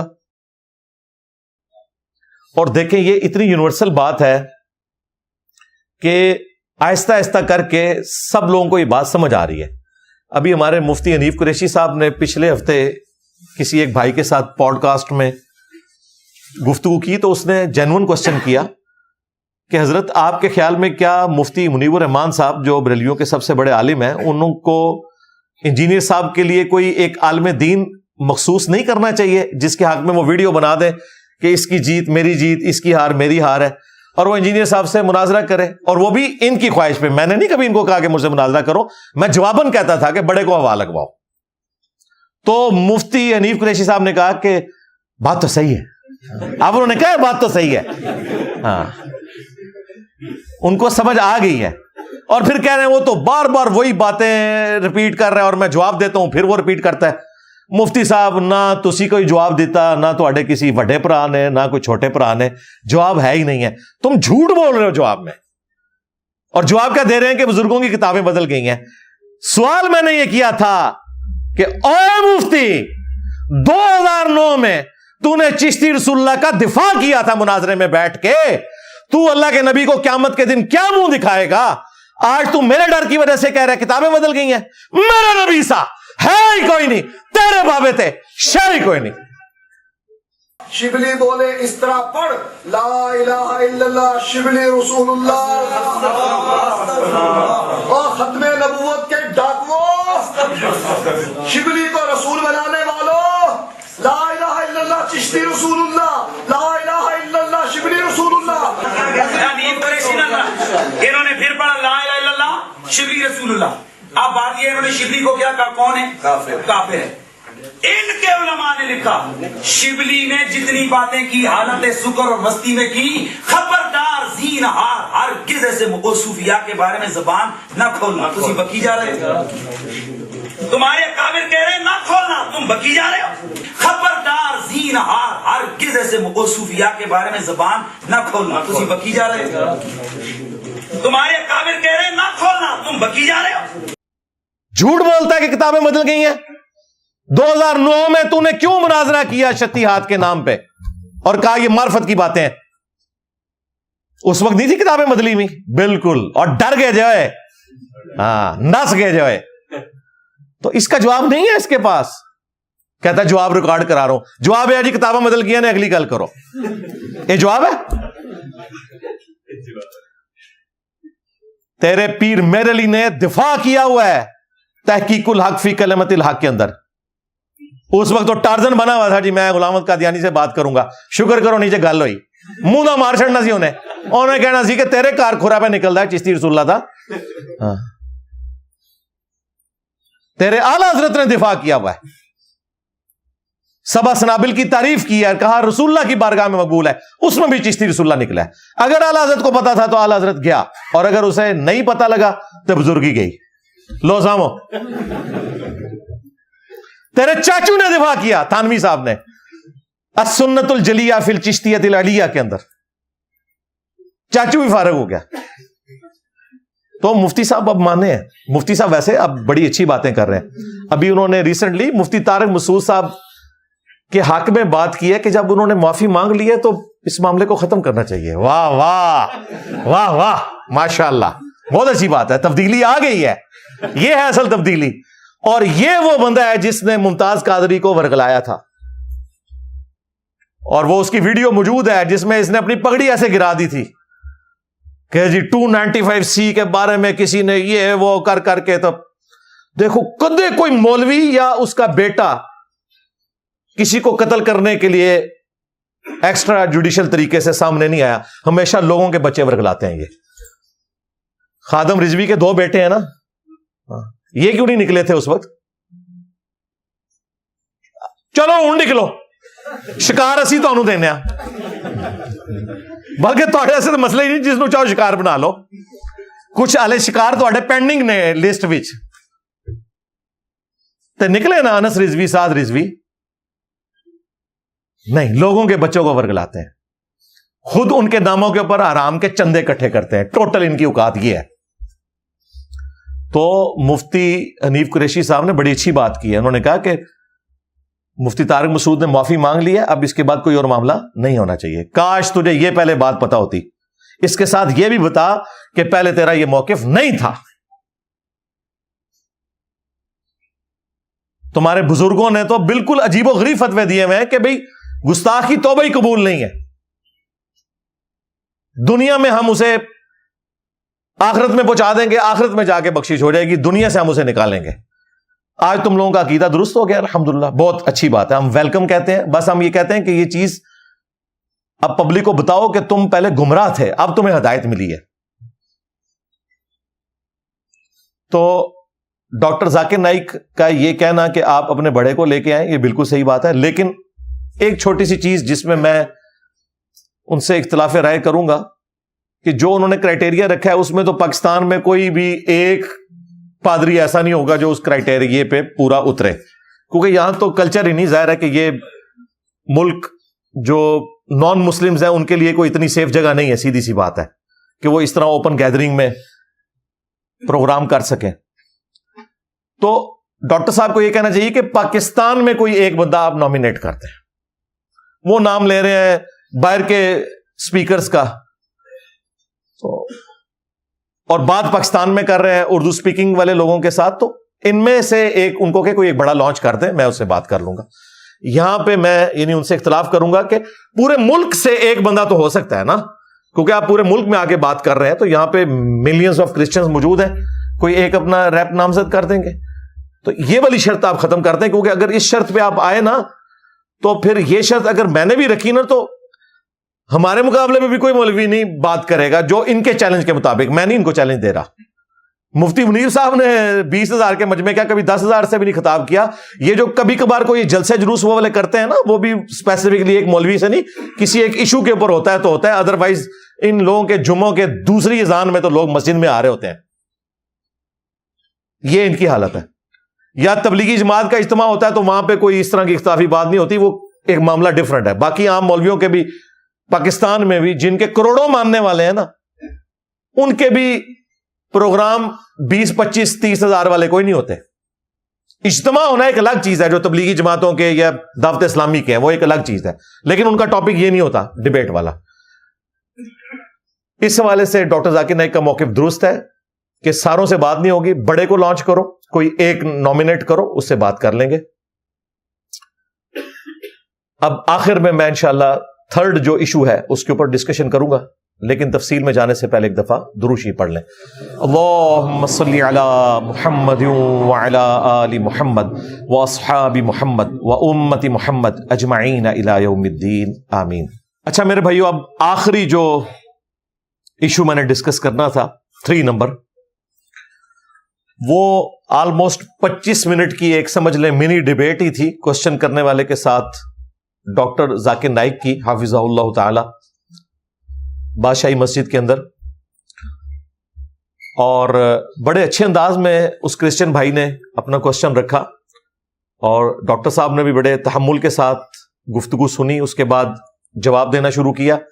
اب یہ جو کلپ ہے میرا خیال ہے سب سے لمبی گفتگو اسی ایک کلپ کے اندر ہے, جس میں کئی دفعہ ڈاکٹر صاحب نے انٹریکشن کیا ہے اس کرسچن بھائی کے ساتھ. اور اس کے بعد پھر یہ ویڈیو میرے ریفرنس سے مختلف چینلز نے اپلوڈ کی, کرسچن کوٹنگ انجینئر محمد علی مرزا, اور اس کی ویورشپ ملینز میں گئی ہے. اگر آپ مختلف چینلز کے اوپر دیکھیں, کسی پہ 4 لاکھ, کسی پہ 6 لاکھ, کسی پہ 3 لاکھ. تو اس لیے میں نے ضروری سمجھا کہ چونکہ میرے حوالے سے اس میں چیز آئی ہے، اور یقیناً جو کوشچن انہوں نے رکھا ہے وہ ساری لینگویج، وہ سارے ریفرنسز، وہ سارے جملے، وہ سارے الفاظ صرف اس پلیٹ فارم سے ہی بولے جاتے ہیں. وہ آپ کو سن کے بھی اندازہ ہو جائے گا جو اس کرسچن بھائی نے کوشچن رکھا، اور بڑا ویلڈ کوشچن تھا. انہوں نے سورہ التوبہ کی آیت نمبر 31، مشہور آیت ہے جو میں نے اپنی درجنوں نہیں سینکڑوں ویڈیوز میں بیان کی ہے. اتخذوا احبارهم ورهبانهم اربابا من دون اللہ والمسیح ابن مریم، کہ یہود و نصارہ نے اپنے احبار یعنی علماء کو اور رہبان یعنی کہ صوفیوں کو، جوگیوں کو، مشائخ کو، بابوں کو اپنا رب مان لیا تھا اللہ کے سوا، اور عیسیٰ ابن مریم کو بھی رب مان لیا تھا. اب یہ عربی لنگوسٹک میں اس کا ترجمہ یہی بنتا ہے، میں بعد میں ایکسپلین کر دیتا ہوں. اس کے بعد انہوں نے جامعہ ترمذی کی وہ حدیث کوٹ کی جو سلسلہ احادیث صحیحہ میں شیخ البانی لے کر آئے ہیں. وہ حدیث ترمذی کے علاوہ المعجم الکبیر طبرانی میں بھی موجود ہے. امام بخاری نے بھی اپنی تاریخ میں اس روایت کو نقل کیا ہے، اور آلموسٹ سارے جو مفسرین ہیں بڑے بڑے، خواہ وہ ابن جریر طبری ہوں، ابن کثیر ہوں، وہ سورہ التوبہ کی آیت نمبر 31 کے کانٹیکسٹ میں اس حدیث کو نقل کرتے ہیں.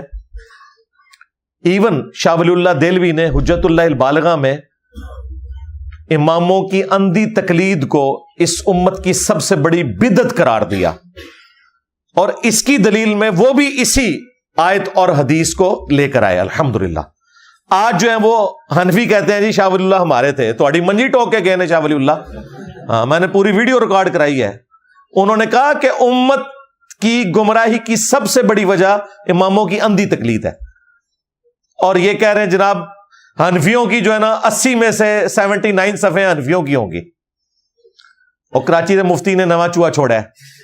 اور مفتی 10 اوڑی 80 چو 79 حنفیاں نہیں ہیں، انہیں چو بریلویاں نہیں کنیاں نے تو دیوبندیاں نہیں کتنیاں نے، پھر پتہ لگے گا نا، کیونکہ دونوں ایک دوسرے کو مسلمان نہیں سمجھتے. ہاں بڑوں نے نکالا ہوا اسلام سے. ہاں اعلی حضرت نے کہا کہ یہ مرتد ہیں، واجب القتل ہیں، حسام الارمین میں بھی اور احکام شریعت میں بھی، وہابیوں کو، دیوبند کو، اہل حدیث کو، ایون شیعہ کو بھی بیچ میں شامل کیا. اور دوسری طرف المحند میں انہوں نے احمد بریلوی اور ان کی پوری جماعت کو کہا کہ یہ شیطانی لشکر ہے جو ہم پہ حملہ آور ہوا. جس طرح انبیاء پر شیاطین حملہ آور ہوتے تھے، یہ علماء دیوبند رضی اللہ عنہم پر حملہ آور ہوئے ہیں. 14ویں صدی مولوی رضی اللہ عنہ. ہاں تو یہ میں نے ایک ساتھ تفنن کے طور پہ بات عرض کر دی، ادروائز کبھی میرا موڈ بنا تو میں انشاءاللہ تب یہ صاف کروں گا جن کو یہ اپنی تعداد کی کثرت کے اوپر بڑا زام ہے نا، ٹھیک ہے. اور ان کا یہ زام اس وقت بھی بڑے عروج پہ تھا جب 400 سال تک انہوں نے کعبے میں بدعت داخل کی، 4 مسلح ڈال کے، حنفی، شافعی، مالکی، حنبلی. اماموں کا قصور نہیں ہے، اماموں کے نام کے اوپر بدعت جاری کی، جس طرح کہ جیزس کرائسٹ کے نام کے اوپر شرک پھیلایا کرسچنز نے. اللہ نے ان کے مسلح اٹھا کے پرے پھینکے. آج الحمدللہ آلموسٹ 100 سال ہو چکے ہیں، ان کے مسلح ختم ہے، اور قیامت تک انہوں نے پٹنا ہے انشاءاللہ تعالی. ان مسلح نہیں واپس آنے. ہاں انفیوں کے ہی 2 ہو جائیں گے، دیوبندی بریلوی تو لو سامو. تو ان کا اجماع تو مر گیا، ایک کہتے ہیں اجماع ہو گیا ہے. وہ 1517 سے 1917 400 سال تک تلوار کے زور کے اوپر کعبے کی جمعیت کو توڑ کے 4 مسلح ڈال دیں، ایک دوسرے کے پیچھے نمازیں بھی نہ پڑھیں، اور کیسے کہیں کہ چاروں امام حق پہ ہیں. ٹھیک ہے جی، فلانے امام نہیں ہے جنت وچ اتنی صفا ہونگیاں، فلانے نہیں نہیں. اور تسی تو ایک دوسرے کو مسلمان نہ سمجھتے. اگر مسلمان سمجھتے ہوتے ایک دوسرے کے پیچھے نمازیں پڑھتے، نمازیں نہیں پڑھتے تھے ایک دوسرے کے پیچھے. پیرلل میں 4 مسلح ڈالے ہوئے تھے. تو یہ وہی حرکتیں ہیں جو جوز اور کرسچنز کے اندر بھی جاری رہی، تفرقہ بازی والی. تو انہوں نے آیت اور حدیث دونوں کوٹ کی کرسچن بھائی نے، اور اس کے بعد انہوں نے اینڈ پہ بولا کہ کیا مسلمانوں نے بھی کرسچنز کی طرح اپنے بابوں کو بابوں کا لفظ استعمال کیا, خدا نہیں بنا لیا وا. پھر بھی ڈاکٹر ذاکر نائک کو سمجھ نہیں آئی, یا انہوں نے جان بوجھ کے اوور لک کیا کیونکہ بابے کی نگری میں بیٹھے ہوئے تھے, داتا صاحب کول ہی سی. پھر اس نے کہا جس طرح کے علی حجویری اور غوث پاک انہیں نام لیا ہے, کرسچن کو نام پتا تھے, ڈاکٹر صاحب اوور لک کر رہے تھے. اس کے باوجود ڈاکٹر صاحب نے پھر کبوتر کی طرح آنکھیں بند کر لی کہ کسی طریقے سے یہ بلی غائب ہو جائے. انہوں نے کہا نہیں, ہم مسلمانوں میں سے تو کوئی بھی خواہ کتنا ہی اختلاف ہو, کوئی فرقہ اپنے پیروں کو مشائخ کو رب نہیں مانتا. حالانکہ اس کو یہ پتا تھا کہ ہمارے پیغمبر نے ان بزرگ بابوں کی اندھی تقلید کو بھی ان کی عبادت قرار دیا ہے. وہ حدیث کوٹ کر رہا تھا. ویسے تو ڈاکٹر صاحب کہتے ہیں قرآن اور صحیح حدیث, اور بھائی اس نے قرآن بھی کوٹ کیا, صحیح حدیث بھی کوٹ کی, پھر بھی ڈاکٹر صاحب اس طرف نہیں گئے. ہاں, ترجمہ اس نے غلط کیا, اور وہ عام آدمی جسے عربی لنگوسٹک نہیں آتی وہ ترجمہ ویسے ہی کرے گا جس طرح اس کرسچن نے کیا.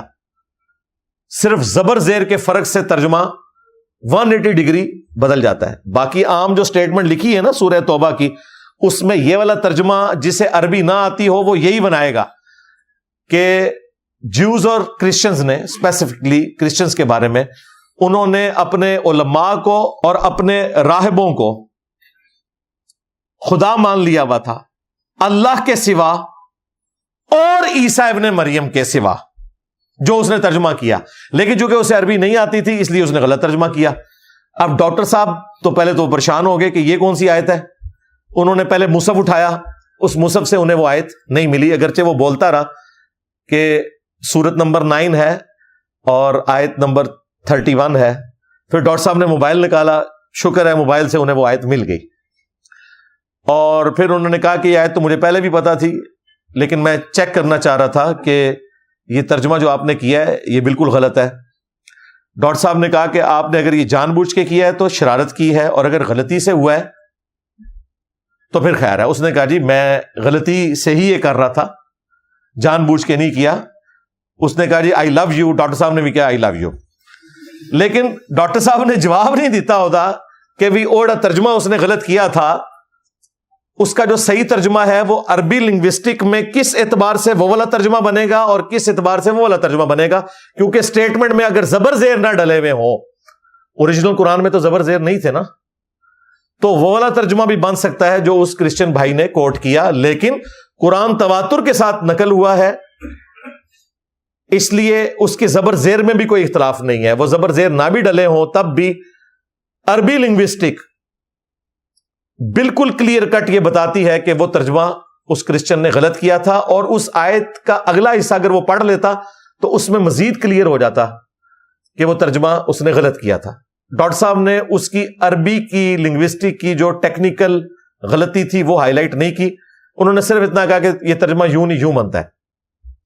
حالانکہ عام آدمی اگر اسے ترجمہ کرنے کی کوشش کرے نا, جسے عربی کی یہ والی باریکی نہ پتا ہو, تو وہ والا ترجمہ ہی کرے گا جو وہ کرسچن کر رہا تھا. وہ میں انشاءاللہ بعد میں بتا دیتا ہوں. اور اس کے بعد ڈاکٹر ذاکر نائک نے حفظہ اللہ تعالی قرآن حکیم سے مختلف مقامات سے آیات کوٹ کی توحید سے متعلق, اور عیسیٰ ابن مریم کا جو اسلام میں مقام ہے اس سے متعلق, اور شرک کو کنڈیم کیا کہ قرآن کا اسلوب یہ بتا رہا ہے کہ جیزس کرائسٹ, یسوع مسیح یا عیسیٰ ابن مریم علیہ السلام وہ اللہ کے پیغمبر ہیں, وہ خدا نہیں ہے, نہ خدا کے بیٹے ہیں. پھر انہوں نے فی البدی اولڈ ٹیسٹمنٹ سے نیو ٹیسٹمنٹ سے کئی ایک ریفرنسز کوٹ کیے. الحمدللہ میں نے ان چیزوں میں مزید ویلیو ایڈیشن کر کے آلریڈی ایک ویڈیو ریکارڈ کروا دی ہے. پچھلے دنوں آلموسٹ کوئی 7-8 مہینے پہلے جب ایک آرتھوڈاکس کرسچن مارمری ایمینول آسٹریلیا کے بشپ, انہوں نے اسلام پہ 5 اعتراضات کیے تھے, میں نے اس کے جواب میں اولڈ ٹیسٹمنٹ نیو ٹیسٹمنٹ سے 15 ریفرنسز دیے تھے. کنگ جیمز ورژن اس کا انگلش والا حصہ بھی دکھایا, اور اردو ترجمہ جو بائبل سوسائٹی انارکلی لاہور سے پرنٹ ہوتا ہے, اوریجنل PDF بھی انہوں نے رکھے ہوئے, وہ میں نے ایک ایک چیز ڈسپلے کروائی. وہ انگلش سب ٹائٹل کے ساتھ ہے, ماسٹر پیس ہے وہ ویڈیو, 2 گھنٹے اور 18 منٹ کی ہے. آپ کو کوئی اور ویڈیو دیکھنے کی ضرورت نہیں ہے, آپ نے بائبل کی روشنی میں توحید سیکھنی ہے، عیسیٰ ابن مریم کا ٹرو سٹیٹس سیکھنا ہے، ہمارے نبی علیہ السلام کی پروفیسیز دیکھنی ہے، تو وہ 15 ریفرنسز ہیں وہ کریٹیکل. وہ 15 ریفرنسز اگر آپ کو آتے ہیں نا تو کرسچنز کے حوالے سے آپ کے پاس سفیشینٹ نالج آ جائے گا انشاءاللہ تعالی. وہ آج ٹاپک نہیں، ورنہ 2 گھنٹے اور لگ جاتے ہیں، میں اسے اسکپ کرتا ہوں. میں اس طرف آتا ہوں کہ جو اس نے سوال پوچھا تھا اور ڈاکٹر ذاکر نائک نے اس کا جو جواب دیا، اس میں کافی ساری مسنگ چیزیں تھیں. میں کمزوریاں بھی کہہ سکتا ہوں اسے، لیکن چلیں ذرا سافٹ ورڈ بول دیتے ہیں کہ مسنگ چیزیں تھیں، کیونکہ اس سوال کا جواب نہیں مکمل طور پہ آیا جو وہ پوچھ رہا تھا، بلکہ کسی حد تک کچھ حصہ انہوں نے غلط ہی جواب دے دیا. سب سے پہلے اس آیت کی طرف آئے، سورہ التوبہ کی آیت نمبر 31. اتخذوا احبارہم ورہبانہم اربابا من دون اللہ.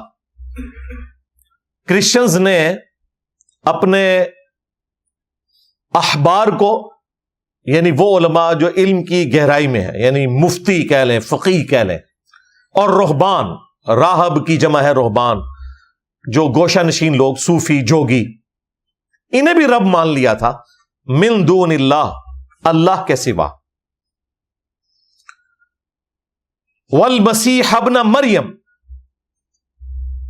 اور مسیح ابن مریم کے سوا. یہ ترجمہ کیا اس کرسچن نے کہ انہوں نے اپنے مولویوں کو، مشائخ کو رب مان لیا تھا اللہ اور عیسیٰ کے سوا. تو اس نے کہا یہ تو قرآن میں لکھا ہوا ہے کہ اللہ اور عیسیٰ ایک ہیں. اصل میں یہ وہ کہنا چاہ رہا تھا. تو ڈاکٹر صاحب کہتے ہیں یہ کون سی آیت ہے؟ پھر وہ انہوں نے ڈھونڈنا شروع کر دی، پھر کہا ترجمہ غلط کیا ہے. وہ ترجمہ غلط ٹیکنیکل گراؤنڈز کے اوپر کیسے تھا؟ اگر آپ اس کی کنٹینیوٹی دیکھیں تو وہ ترجمہ اگر زبر زیر کا فرق نہ کیا جائے تو وہی بنتا ہے جو کرسچن کہہ رہا تھا. چونکہ قرآن جو ہے ایک پیورلی لٹریچر کی بک ہے، اس کی فصاحت اور بلاغت کا خیال رکھتے ہوئے قرآن حکیم میں بعض اوقات الفاظ کی ترتیب ایسی ہو جاتی ہے کہ اس سے کنفیوژن کریٹ ہو جاتی ہے. جس طرح کہ وضو کے طریقے کے حوالے سے بھی آپ نے دیکھا کتنا اختلاف پایا جاتا ہے. یہاں پہ آپ ٹیکنیکل ریزن وہ آپ سمجھ لیں. یہ جو 7 الفاظ ہیں نا، من دون اللہ، اللہ کے سوا، انہوں نے اپنے علماء کو اور اپنے جوگیوں کو رب مان لیا تھا. والمسیح ابن مریم، اگر یہاں ہوتا نا والمسیح ابن مریم، یعنی ہا کے اوپر زبر کی بجائے زیر ہوتی اور ابن کے لفظ کے اوپر نون کے نیچے زیر ہوتی، تو پھر وہی ترجمہ بنتا تھا جو وہ بھائی کہہ رہے تھے. ویسے اگر زبر زیر ہٹا دیں تو ترتیب میں وہی ترجمہ بنتا ہے جو وہ کرسچن کہہ رہا تھا. وہ تو شرکیہ ترجمہ بنے گا، وہ تو قرآن میں فٹ ہی نہیں بیٹھتا. اس لیے زبر زیر بڑی ضروری ہے. مسیح کے اوپر زبر ہے اور بن کے اوپر بھی زبر ہے، ان دونوں کے نیچے زیر لگا دینا تو وہی ترجمہ بنے گا جو وہ شرکیہ ترجمہ ہے. لیکن قرآن میں یہاں زبر ہے، اس زبر کی وجہ سے اس کا لنک پیچھے جڑے گا. لہذا اردو میں جب ہم ترجمہ کریں گے تو ہم یہ کہیں گے کہ جوز اور کرسچنز نے اپنے علماء کو، اور اسپیسیفکلی ظاہر کرسچنز کے حوالے سے، اور اپنے صوفیوں کو اور عیسیٰ ابن مریم کو خدا بنا لیا تھا اللہ کے سوا. لیکن قرآن کی ترتیب میں کیا ہے؟ اتخذوا احبارہم ورہبانہم اربابا من دون اللہ والمسیح ابن مریم. اب ترتیب میں تو ظاہر ہے کہ اللہ کے ساتھ مسیح کا ذکر آ رہا ہے اور جوگی اور صوفی اور مولوی ایک طرف ہے، اس لیے اس نے مکس کرنے کی کوشش کی. لیکن چونکہ یہاں ہا پر زبر ہے، نون پہ بھی زبر ہے، اس لیے اس کا لنک پچھلے حصے کے ساتھ جا کے بنتا ہے، نہ کہ وہ ترجمہ جو وہ کرسچن سمجھ رہا تھا. یہ وہ ٹیکنیکل چیز تھی جو یہ ایک مسلمان کو سیکھنا ضروری ہے اور اس کا اظہار کرنا وہاں پر ضروری تھا. لیکن چونکہ ڈاکٹر صاحب کی عربک کے حوالے سے ایکسپرٹیز نہیں ہے اور نہ وہ اس میں پڑھتے ہیں، ان کو اس لیول پہ جانا بھی نہیں چاہیے تھا. جتنا انہوں نے کیا اتنا ہی کافی تھا. لیکن ٹیکنیکل گراؤنڈز کے اوپر یہ ایک کمزوری تھی اس جواب میں نے اس لیے آپ کو ہائی لائٹ کر دی. پلس یہ کام وہ کر سکتے تھے کہ وہ کہتے کہ یہ آیت پوری پڑھو، کیونکہ اس آیت میں ساتھ ہی آ رہا ہے وَمَا أُمِرُوا إِلَّا لِيَعْبُدُوا إِلَٰهًا وَاحِدًا، اور انہیں تو حکم نہیں دیا گیا تھا مگر اس بات کا کہ وہ عبادت کریں ایک اکیلے رب کی، ایک اکیلے معبود کی. لا الہ الا ہو، کوئی نہیں ہے معبود سوائے اس کے، سبحانہ عما یشرکون، وہ پاک ہے ہر اس شرک سے جو لوگ اس کی طرف منسوب کرتے ہیں۔ تو اس آیت کے اندر ہی آ گیا ہے کہ ایک خدا کا حکم تھا، لہذا اگر کوئی من دون اللہ کے ساتھ غلطی سے والمسیح ابن مریم پڑھ دے تو قرآن میں باطل نہ آگے سے داخل ہو سکتا ہے نہ پیچھے سے۔ اس آیت کا اگلا حصہ واضح کر دے گا کہ ایک اکیلے رب کی آپ نے عبادت کرنی ہے۔ ہاں، اس میں اگر کوئی مزید کوئی شرارت کرنے کی کوشش کرے تو یہ کہہ سکتا ہے کہ یہ اکیلے الہ سے مراد جیزس کرائسٹ اور خدا ہی ہیں، کیونکہ ہم تو تینوں کو ایک ہی سمجھتے ہیں، یعنی کہ اللہ، جیزس کرائسٹ اور ہولی گوسٹ، یہ تینوں ایک ہی ہیں۔ تو اس کا جواب بھی قرآن میں موجود ہے، اور وہ آیات ڈاکٹر ذاکر نائک نے وہاں پہ کوٹ بھی کی۔ سب سے مشہور آیت سورۃ المائدہ کی آیت نمبر 72، لقد کفر الذین قالوا ان اللہ هو المسیح ابن مریم، بے شک وہ لوگ کھلا کفر کر رہے ہیں جو کہہ رہے ہیں کہ اللہ ہی عیسیٰ ابن مریم ہے، نعوذ باللہ۔ وقال المسیح، جبکہ مسیح خود یہ کہا کرتے تھے، یا بنی اسرائیل، اے اولاد یعقوب، اعبدوا اللہ ربی و ربکم، عبادت کرو اس رب کی جو میرا بھی رب ہے اور تمہارا بھی رب ہے۔ کلیئر ہو گیا؟ یہ سیم الفاظ گاسپلز کے اندر بھی موجود ہیں، اولڈ ٹیسٹیمنٹ میں، نیو ٹیسٹیمنٹ میں، مختلف پیغمبروں کے حوالے سے، جیزس کرائسٹ کے حوالے سے، موسیٰ علیہ السلام کے حوالے سے۔ اس کے لیے آپ میری وہ ویڈیو دیکھ لیں۔ عبادت کرو اس رب کی جو میرا بھی رب ہے اور تمہارا بھی رب ہے۔ انہ من یشرک باللہ فقد حرم اللہ علیہ الجنہ ومأواہ النار وما للظالمین من انصار، بے شک جو کوئی اللہ کے ساتھ شرک کرے گا اللہ نے اس پہ جنت حرام کر دی ہے، اس کا ٹھکانہ جہنم ہے جہاں اس کا کوئی مددگار نہیں ہوگا، وَلِعَوْذُ بِاللَّهِ تعالی۔ پھر انہی الفاظ کے ساتھ سورۃ المائدہ میں ہی آیت نمبر 17 ہے، لَقَدْ كَفَرَ الَّذِينَ قَالُوا إِنَّ اللَّهَ هُوَ الْمَسِيحُ ابْنُ مَرْيَم، بے شک وہ لوگ کھلا کفر کر رہے ہیں جو کہہ رہے ہیں کہ اللہ ہی عیسیٰ ابن مریم ہے۔ اب اللہ تعالیٰ نے یہ سیم الفاظ جو سورۃ المائدہ کی آیت نمبر 72 میں ہے 17 میں بھی بیان کیے، لیکن وہاں کیا اللہ تعالیٰ نے فرمایا، قُلْ فَمَن يَمْلِكُ مِنَ اللَّهِ شَيْئًا، اے نبی تم فرما دو اللہ کا کوئی کیا بگاڑ لے گا، ان اراد ان یہلک المسیح ابن مریم، کہ اگر اللہ تعالیٰ ارادہ کرے عیسیٰ ابن مریم کو، وَأُمَّهُ وَمَن فِي الْأَرْضِ جَمِيعًا، اور ان کی ماں کو اور جتنے زمین پر ہیں سب کو ہلاک کر دے۔ وصال شریف نہیں، ہلاک، پوائنٹ ٹو بی نوٹڈ۔ ہاں، وصال شریف نہیں، وفات شریف نہیں، ہلاک شریف۔ اور ان کے نزدیک تو شاید یہ بولے تو ہلاک بدماش ہی بول دیں، لیکن اللہ تعالیٰ نے ہلاک کا لفظ اس لیے استعمال کیا تاکہ اللہ اور مخلوق کا فرق بتایا جائے۔ قُلْ فَمَن يَمْلِكُ مِنَ اللَّهِ شَيْئًا، اے وہی لفظ ہے، بابے تے شاہی کوئی نہیں، شیئا یہ عربی سے آیا ہوا ہے۔ پھر سورۃ المائدہ ہی میں اللہ تعالیٰ نے فرمایا آیت نمبر 75 میں، مل مسیح ابن مریم الا رسول، عیسیٰ ابن مریم تو نہیں تھے مگر ایک رسول، قد خلت من قبلہ الرسل، ان سے پہلے بھی کئی رسول گزر چکے ہیں، وَأُمُّهُ صِدِّيقَةٌ، اور ان کی ماں ایک سچی عورت تھی، کانا یاکلان الطعام، دونوں کھانا کھانے کے محتاج تھے۔ کھانا کھانے والا خدا نہیں ہو سکتا۔ کھانا پینا، نیند اور ٹوائلٹ، اور اس کے بعد بڑھاپا، یہ چار کمزوریاں انسان کے ساتھ جڑی ہیں۔ اس کمزوری سے کوئی پیغمبر بھی اللہ تعالیٰ نے مبرہ نہیں رکھا تاکہ خالق اور مخلوق کا فرق پتہ چل جائے۔ عیسیٰ ابن مریم تو نہیں تھے مگر ایک رسول، ان سے پہلے بھی کئی رسول گزر چکے، اور ان کی ماں سچی عورت تھی، دونوں کھانا کھایا کرتے تھے۔ ذرا دیکھو تو ہم اپنی آیات کیسے کھول کھول کر بیان کر رہے ہیں۔ قل اتعبدون من دون اللہ، اے نبی ان سے فرماؤ کیا تم اللہ کو چھوڑ کر ان ہستیوں کی عبادت کر رہے ہو؟ کس کی؟ عیسیٰ اور ان کی ماں کی۔ اور کیا فرمایا؟ من دون اللہ۔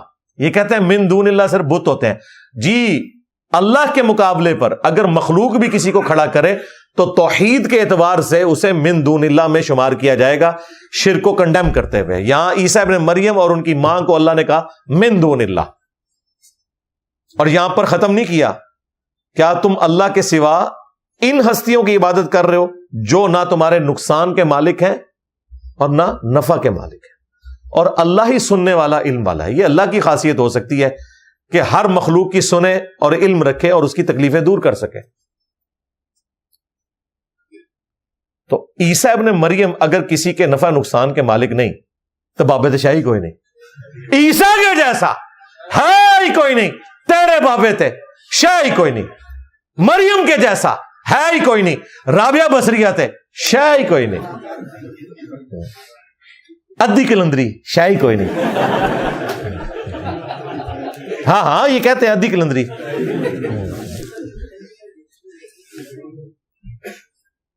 تو یہ قرآن کی دعوت کا خلاصہ ہے کہ بابت شاہی کوئی نہیں۔ ہاں کہتے ہیں انجینئر صاحب بڑی گستاخی کرتے ہیں، دیکھیں وہ تو بڑی شے تھے بابے، انجینئر صاحب کہتے ہیں شاہی کوئی نہیں، بڑی شے تھے تو دیوبندیوں کے حکیم الامت اشرف تھانوی صاحب بریلویوں کے نزدیک کافر کیوں ہے، وڈی شے کیوں نہیں نے؟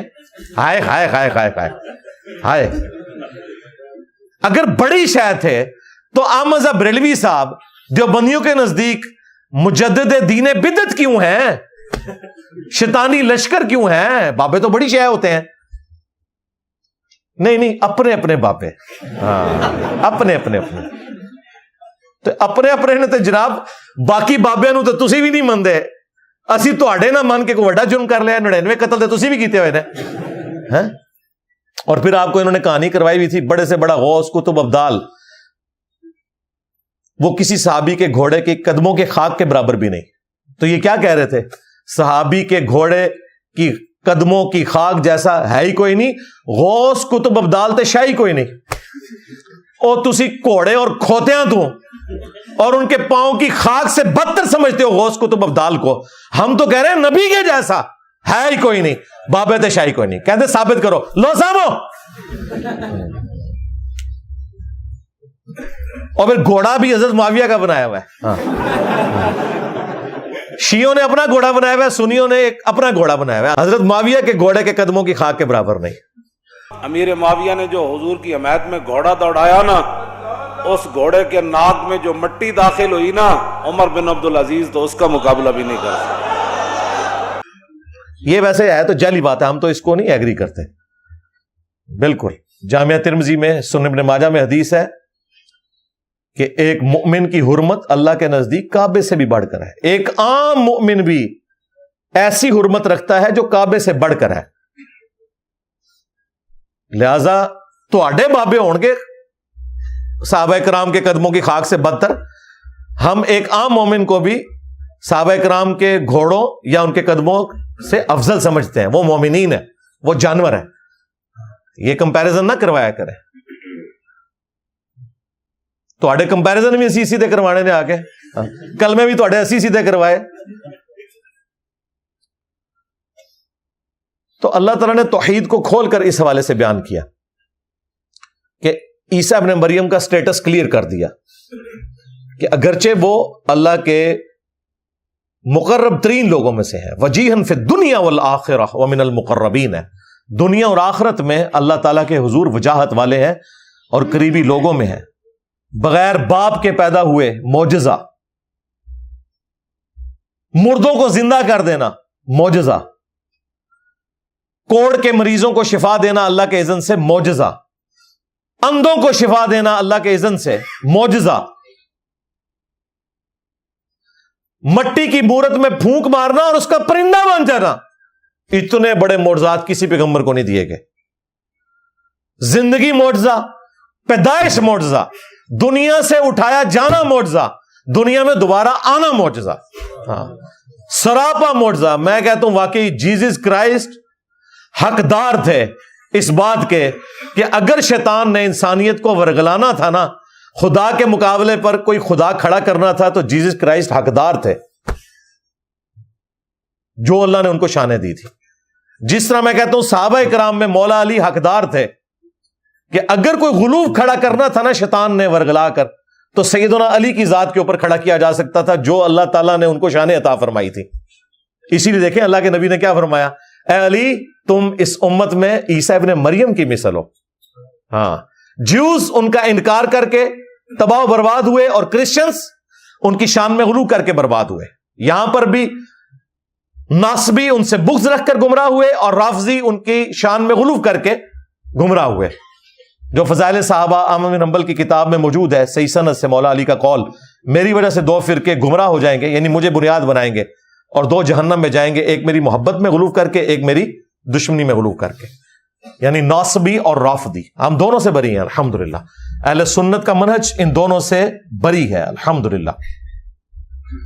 بہرحال عیسیٰ ابن مریم کا یہ سٹیٹس ایکسٹراڈنری ہے، اور یہی وجہ ہے کہ اس آیت میں عیسیٰ ابن مریم کو اللہ تعالیٰ نے مولویوں اور جوگیوں سے ہٹا کر الگ سے ذکر کیا، کیونکہ عیسیٰ ابن مریم کو جس طرح کا خدا مانا ہوا تھا کرسچنز نے، وہ ویسا خدا ماننا نہیں تھا جس طرح انہوں نے اپنے مولویوں کو مانا ہوا تھا. مولویوں کو ماننا ڈیفرنٹ تھا، ان کو تو وہ بیگوٹن سن کہتے تھے ولیعوذ باللہ تعالی. اس لیے اللہ تعالیٰ نے ان کو الگ سے ذکر کیا. اور دوسری حکمت اس آیت میں الگ ذکر کرنے کی یہ ہو سکتی ہے کہ عیسیٰ ابن مریم کی یہ تعلیمات نہیں تھی کہ انہیں خدا بنایا جاتا. ہاں، بزرگ بابوں کو شوق تھا کہ وہ اپنی عبادت کرواتے تھے، اور عبادت کیسے؟ حلال اور حرام کے فتوے دیتے تھے اپنی مرضی سے. اور وہی حدیث ہے جو اس کرسچن بھائی نے کوٹ کی، جامعہ ترمذی میں موجود ہے، شیخ البانی نے سلسلہ احادیث صحیحہ میں اسے نقل کیا ہے. وہ حدیث المعجم الکبیر طبرانی کے اندر موجود ہے. امام بخاری نے اپنی تاریخ کے اندر اس حدیث کو لیا، ابن جریر طبری نے تفسیر کے اندر اسے نقل کیا، ابن کثیر نے بھی نقل کیا. مسلمانوں کے تمام مفسرین اس حدیث کو کوٹ کرتے ہیں اس آیت کی شرح میں. ایون شاہ ولی اللہ دہلوی نے حجت اللہ البالغہ میں اماموں کی اندھی تقلید کے خلاف بھی اس آیت اور حدیث کو کوٹ کیا. وہ حدیث یوں ہے کہ سیدنا عدی ابن حاتم، جو حاتم تائی تھے عرب کے مشہور فیاض، ان کے بیٹے تھے، اچھے باپ کے جینز تھے، اللہ نے ہدایت دے دی، اسلام قبول کیا، صحابی بن گئے. کہتے ہیں میں اللہ کے نبی علیہ السلام کے سامنے اس حال میں حاضر ہوا کہ میرے گلے میں سونے کی سلیب لٹکی ہوئی تھی، تو مجھے رسول اللہ نے فرمایا کہ اے عدی اس بت کو توڑ کر پھینک دو. یعنی یہ سلیب کا نشان بھی بت ہے، ایک سمبل کے طور پر. وہ کہتے ہیں میں نے نبی علیہ السلام سے کہا کہ قرآن میں ایک آیت ہے، اور وہ یہ آیت کوٹ کی، اتخذوا احبارہم ورہبانہم اربابا من دون اللہ، کہ کرسچنز نے اپنے علماء کو اور اپنے جوگیوں صوفیوں کو، رہبان کو رب مان لیا تھا اللہ کے مقابلے پر. تو ہم نے تو اپنے مولویوں کی کبھی عبادت نہیں کی، تو یہ آیت کیوں ہے قرآن میں؟ تو نبی علیہ السلام نے فرمایا کیا تم اپنے مولویوں اور جوگیوں یعنی احبار اور رہبان کی حلال کردہ چیزوں کو حلال اور حرام کردہ چیزوں کو حرام نہیں مان لیتے تھے؟ ان کا یا رسول اللہ ایسے ہی تھا. فرمایا یہی ان کو رب بنانا ہے. کیوں؟ شریعت کا کسٹوڈین وقت کا پیغمبر ہوتا ہے، وہ بھی اللہ کی مرضی کے بغیر کوئی حکم نہیں دے سکتا. اب اگر کوئی مولوی اور صوفی بھی کتاب اللہ کو اور پیغمبر کی سنت کو چھوڑ کر خود سے حلال اور حرام کو ڈیفائن کرے گا نا، تو گویا وہ مولوی تمہارا رب ہے، کیونکہ شریعت کا اختیار کس کے پاس ہے؟ اللہ کے پاس. اس آیت کا یہ مطلب نہیں تھا کہ وہ اپنے مولویوں کو سجدہ کرتے تھے جا کے، وہ ان کے حلال اور حرام کے فتووں کو بغیر تحقیق کے مانتے تھے. اچھا، میرا معصومانہ سا سوال ہے کہ اس کے جواب میں اگر کوئی حنفی صحابی ہوتا تو وہ آگے سے کہتا کہ جی یا رسول اللہ علماء سے پوچھ کی تو چلنا چاہیے. یہ تو یہی کہتے ہیں نا، علماء سے پوچھ کے چلیں. تو نبی علیہ السلام کیا کہہ رہے تھے؟ اے عدی ابن حاتم، تم نے کر لینا تھا غور کہ کتابوں کا خدا اور ہے، تمہارے بابوں کا خدا اور۔ عام آدمی نے تو عالم سے ہی پوچھنا ہے نا، تو اس کا مطلب ہے کہ عالم کی بات کو بھی آپ نے بغیر تحقیق کے نہیں ماننا۔ نبی علیہ السلام یہ بتا رہے تھے کہ تم ان مولویوں کے کہنے پہ حلال کو حلال اور حرام کو حرام مانتے تھے، تو سارے یہی کرتے ہیں نا، اس میں کون سا جرم ہے؟ جرم یہ ہے کہ کتاب اللہ اور سنت کو پس پش ڈال دینا۔ ایتونی بکتاب من قبل ھذا او اثارۃ من علم ان کنتم صادقین۔ اے نبی ان سے کہو اگر مجھ سے بحث کرنی ہے نا، ادھر ادھر کی باتیں چھوڑو، لاؤ میرے پاس کوئی کتاب جو اس قرآن سے پہلے نازل ہوئی ہو، یا انبیاء کے آثار، سنت، علم چل رہا ہو، وہ لے کر آؤ، اس سے بات کرو اگر تم سچے ہو تو۔ اسی کو ہم نے عرض کیا ہے، نہ میں وابی نہ میں بابی، میں ہوں مسلم علمی کتابی۔ ایتونی بکتاب من قبل ھذا او اثارۃ من علم، کتاب بھی آ گیا اور علم بھی آ گیا، کتاب اور علم کی بنیاد کے اوپر چلنا ہے۔ عدی ابن حاتم، تم نے کر لینا تھا غور، کتابوں کا خدا اور ہے، بابوں کا خدا اور۔ مرنے سے پہلے اے مسلمان کر لے اس پہ غور، کتابوں کا خدا اور ہے، بابوں کا خدا اور۔ دیکھو ساڑھے شیر بھی قرآن و حدیث تو ثابت ہوندے تھے، کہنے انجینئر صاحب کولوں گلا کرتے ہیں، اللہ کے فضل سے ہم آیت اور حدیث پیش کرتے ہیں اور اپنے سلوگنز بھی قرآن و سنت سے ثابت کرتے ہیں، الحمدللہ۔ تو جب انہوں نے کہا کہ یا رسول اللہ ایسا ہی تھا، تو فرمایا یہی ان کو رب بنانا ہے۔ اب یہی بات اس کرسچن بھائی نے کوٹ کی، اور اس کے بعد اس نے کیا کہا کہ مسلمانوں نے بھی تو بابوں کو خدا بنا رکھا ہے۔ ڈاکٹر صاحب نے اسے اوور لک کیا یا سمجھ نہیں آئی، پھر اس نے دوبارہ کہا کہ علی اجویری اور غوث پاک۔ ڈاکٹر صاحب نے سمجھ آیا کہ ہن گل ود گئی ہے، میں ہن داتا دی نگری چ بیٹھے ہیں، کیا کراں؟ ڈاکٹر صاحب نے کہا نہیں، مسلمان تو خواہ کتنے بھی گئے گزرے ہوں اپنے پیروں کی عبادت نہیں کرتے۔ اور وہ کرسچن ڈاکٹر صاحب کو بتا رہا ہے نہیں، ترمذی میں نبی علیہ السلام نے کہا ہے یہ ان کی عبادت ہے جو بزرگ بابوں کو مانا جاتا ہے، ان کی بتائی ہوئی باتیں مانی جاتی ہیں کتاب و سنت کے مقابلے پر، جیسا کہ دادا صاحب کی گھوڑی۔ ہاں یہ ہے بابا جانی کو رب مانا ہوا ہے انہوں نے، درد والی جگہ پہ ہاتھ رکھے، دادا صاحب کی گھوڑی۔ ہاں چھڑ دو وچ عبد القادر پہ گیا جائے، ٹارزن بنا کے عبد القادر جیلانی کو اللہ کے مقابلے پہ پیش کیا ہوا ہے۔ ہاں اور کیا ہے، تو مینارے سے چل پڑی، ہاں میں بخارے سے چل پڑا، ہاں یہ کیا ہے؟ اور یہی کچھ تو ہے، یہ لوٹے کی ٹوٹی غوث پاک کے مرید ساڑ کے جناب رکھتا، یہ سارا کچھ یہ کیا ہے؟ یہی ہے، انہوں نے احبار اور رہبان کو رب مانا ہوا ہے۔ یا معین الدین چشتی پار لگا دے کشتی، یا بھاول حق بیڑا تک جڑا انجینئر صاحب نے ڈوب دیتا، بری بری سرکار بری کھوٹی قسمت کر دے ہری۔ تو وہ کرسچن بالکل صحیح بات کر رہا تھا، یا تو ڈاکٹر صاحب کو سمجھ نہیں آئی یا وہ سمجھنا نہیں چاہ رہے تھے، کیونکہ ایسی جگہ پہ بیٹھے ہوئے تھے۔ اور یہ کوئی اسلام کی خدمت نہیں ہوتی ہے کہ بندہ کہے کہ نہیں دوسروں کے سامنے ہم پردہ رکھ لیں۔ اگر آپ یہ حرکت کریں گے نا، اسلام کا جنازہ اسی لیے نکلا ہے کہ آپ نے غیر مسلموں کے سامنے اپنے لبادے اوڑے ہوئے ہیں، میک اپ کیے ہوئے ہیں، ان کو بالکل ننگا کر کے دین بتائیں جو ہے۔ ہماری دعوت سے اتنے قادیانیوں نے کیوں اسلام قبول کر لیا؟ یہ تو صرف گالیاں دیتے رہے، میں نے ان کا مقدمہ ہی الٹ دیا۔ ان کے پاس بات ہی ایک تھی، چشتی رسول اللہ، تھانوی رسول اللہ، صادق رسول اللہ، شبلی رسول اللہ، اور میں کہا تو آڑے ہی پر آجے، وہ بھی فراڈی ہے، تسی بھی فراڈی ہے۔ یہ چیز دماغ کھولتی ہے۔ اگر آپ ان چیزوں کا دفاع کریں گے، معرفت کی بات کہہ کے مناظرے لڑیں گے اس کے حق میں، پھر میرے بھائی آپ قادیانیوں کو بھی اسلام کی دعوت نہیں دے سکتے۔ اسی طریقے سے نان مسلم کے سامنے آپ اسلام کا دفاع کریں، مولویوں کا دفاع چھوڑ دیں، فرقوں کا دفاع چھوڑ دیں، بالکل مانے۔ اس کے بعد وہ کیا بات کرتا، اس نے کہا علی اجویری اور غوث پاک کو انہوں نے خدا نہیں مانا ہوا۔ ڈاکٹر صاحب کا ایمانداری سے بتائیں یہ کام نہیں بنتا تھا. میں وہابیوں سے پوچھوں گا, اہل حدیثوں سے, تم سپورٹ کرتے ہو نا, ذرا اس کو لادھی میں جا کے سمجھاؤ کہ یار تمہارا یہ کام نہیں بنتا تھا, کہ یہ غلط کر رہے ہیں جو کچھ کر رہے ہیں. الٹا تم دفاع کرنا شروع ہو گئے کہ ایسا تو کوئی بھی نہیں کرتا, جبکہ تمہیں بھی پتا ہے کہ کیا کچھ کرتے ہیں. مرے ہوئے بابوں کو مدد کے لیے پکارتے ہیں, ان کے کیا کیا عقیدے وابستہ ہیں ان کے ساتھ. ایاک نعبد و ایاک نستعین, یہ قرآن کے پہلے صفحے کی پہلی آیت ہم مسلمانوں کو نہیں سمجھا پا رہے.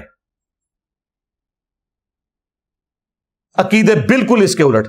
ہم یہ آیت پڑھتے ہیں, یہ آگے سے وہ شعر لے آتے ہیں, سن فریاد پیرا دے پیرا میری فریاد سنی کن تار کے ہو. تو بالکل کرسچن نے صحیح کہا ہے کہ آپ نے بھی تو بابوں کو خدا مانا ہوا ہے. ہاں, قرآن کہتا ہے کہ اللہ سے مدد مانگو, یہ کہتے ہیں ہم عبد القادر جیلانی سے مانگیں گے. سیم وہی کام ہے. اور جب کوئی سمجھاتا ہے وہ کہتے ہیں نہیں جی دیکھو آپ امی سے روٹی نہیں مانگتے. اے نہیں جی نہ جی سمجھدانی جی, اوے مری ہوئی امی کو روٹی مانگتا ہے. یہ تو ظاہری اسباب ہے. وہ تو اللہ تعالیٰ نے پیاس بجھانے کا ذریعہ پانی کو بنایا, بھوک مٹانے کا ذریعہ اللہ تعالیٰ نے کھانے کو بنایا. یہ اللہ نے اسباب کے ساتھ جوڑا ہوا ہے. ان کو مدد کے لیے نہیں پکارنا ہوتا, اسباب اختیار کرنے ہوتے ہیں. مری ہوئی امی کو کوئی نہیں پکارتا. ظاہری اسباب کا قرآن میں حکم ہے, وَتَعَاوَنُوا عَلَى الْبِرِّ وَالتَّقْوَى وَلَا تَعَاوَنُوا عَلَى الْإِثْمِ وَالْعُدْوَانِ, نیکی اور پرہیزگاری کے کاموں میں ایک دوسرے کی مدد کرو, برائی کے کاموں میں نہ کرو. آپ میرے سامنے بیٹھے, میں آپ کو کہتا ہوں مجھے پانی پلا دیں, بالکل درست ہے, قرآن میں حکم ہے, یہ شرک نہیں ہے. لیکن آپ بغداد شریف میں دفن ہے, ہاں بولا تو پھر, اور میں کہا جی غوث پاک 2 بوتلیں نیسلے دیے بھیجو. غوث پاک نہیں بھیج سکتے. ہاں اس بازار پہ کوئی بندہ بیٹھا ہوا ہے, وہ پاکستان فون کر کے بھجوا دے, بولا تھا بات ہے. اب ہماری کمیونیکیشن نہیں ہو سکتی. انہوں نے اس چیز کو اس سے جوڑا ہوا ہے.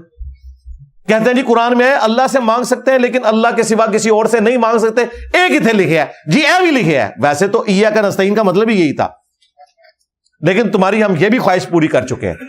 سورۃ النمل کی آیت نمبر 62, امن یجیب المضطر اذا دعاہ ویکشف السوء ویجعلکم خلفاء الارض االہ مع اللہ قلیلا ما تذکرون. بھلا بتاؤ تو کون ہے جو مصیبت اور پریشانی میں گھرے ہوئے شخص کی فریاد کو سنتا ہے اور اس سے اس کی تکلیف کو دور کر دیتا ہے اور تمہیں زمین پر اگلوں کا خلیفہ کرتا ہے. االہ مع اللہ, کیا اللہ کے ساتھ کوئی اور معبود بھی ہے جس کی یہ کوالٹیز ہو؟ قلیلا ما تذکرون, بہت کم ہی تم نصیحت حاصل کرتے ہو. یعنی اس آیت میں اللہ تعالیٰ کہہ رہا ہے کہ اگر تمہارا کسی ہستی کے بارے میں عقیدہ ہے کہ وہ مصیبت اور پریشانی دور کرتی ہے دعا کے طور پر, ایاک نستعین, گویا تم نے اسے خدا مان لیا. یا علی مدد کا مطلب سادہ نہیں ہے, اس کا مطلب یہ ہے کہ آپ نے علی کو گاڈ کلیم کر دیا. یا شیخ عبد القادر جیلانی کا مطلب سادہ نہیں ہے, آپ نے ان کو خدا کلیم کر دیا. نہیں, وہ اللہ کی اطاعت سے کرتے ہیں, اللہ تعالیٰ نے ان کو اذن دیا ہوا ہے. اور میرے بھائی یہ سب کچھ بھی ثابت ہو جائے تب بھی پکارنا کس کو ہے؟ اللہ کو. بارش کون برساتا ہے؟ ڈیوٹی کس کی ہے؟ فرشتوں کی. بارش ہم اللہ سے مانگیں گے یا فرشتوں سے؟ فرشتوں سے مانگی. میکائیل بارش برسا دے کہ گرمی کا موسم قریب آ رہا ہے, شرک ہو جائے گا. درود شریف کے لیے بھی نہیں کہہ سکتے فرشتوں یہ پیغام دے دو. ہم کہیں گے اللہم صلی علی محمد وعلی آل محمد. ظاہری اسباب کو اگر آپ نے پکارنا شروع کیا تو بھائی سب سے بڑا مشکل کشا پھر پلانٹ ارتھ پہ اگر کوئی ہے نا, سورج ہے.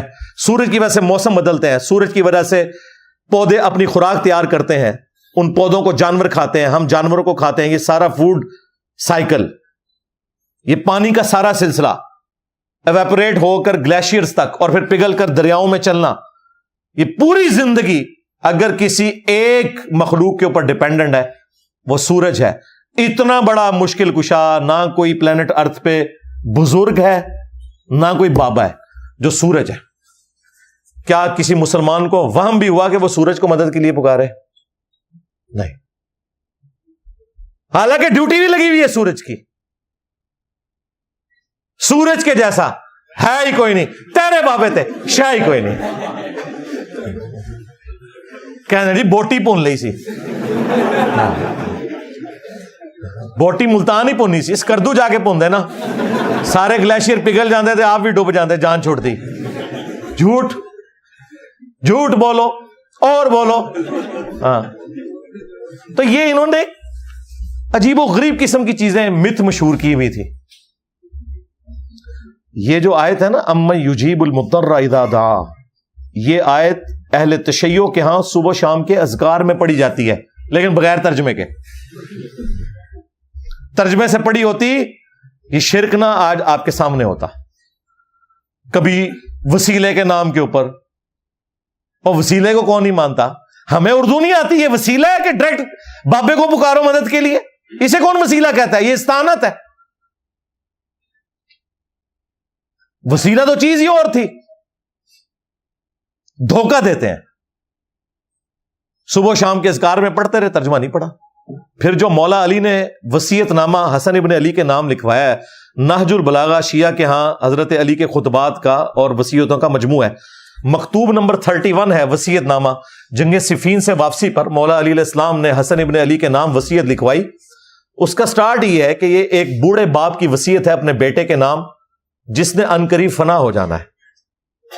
وہ بوڑھا باپ جو زندگی کے نشیب و فراز دیکھ چکا ہے، اب اپنی زندگی کا نچوڑ اپنے بیٹے کو بتا رہا ہے۔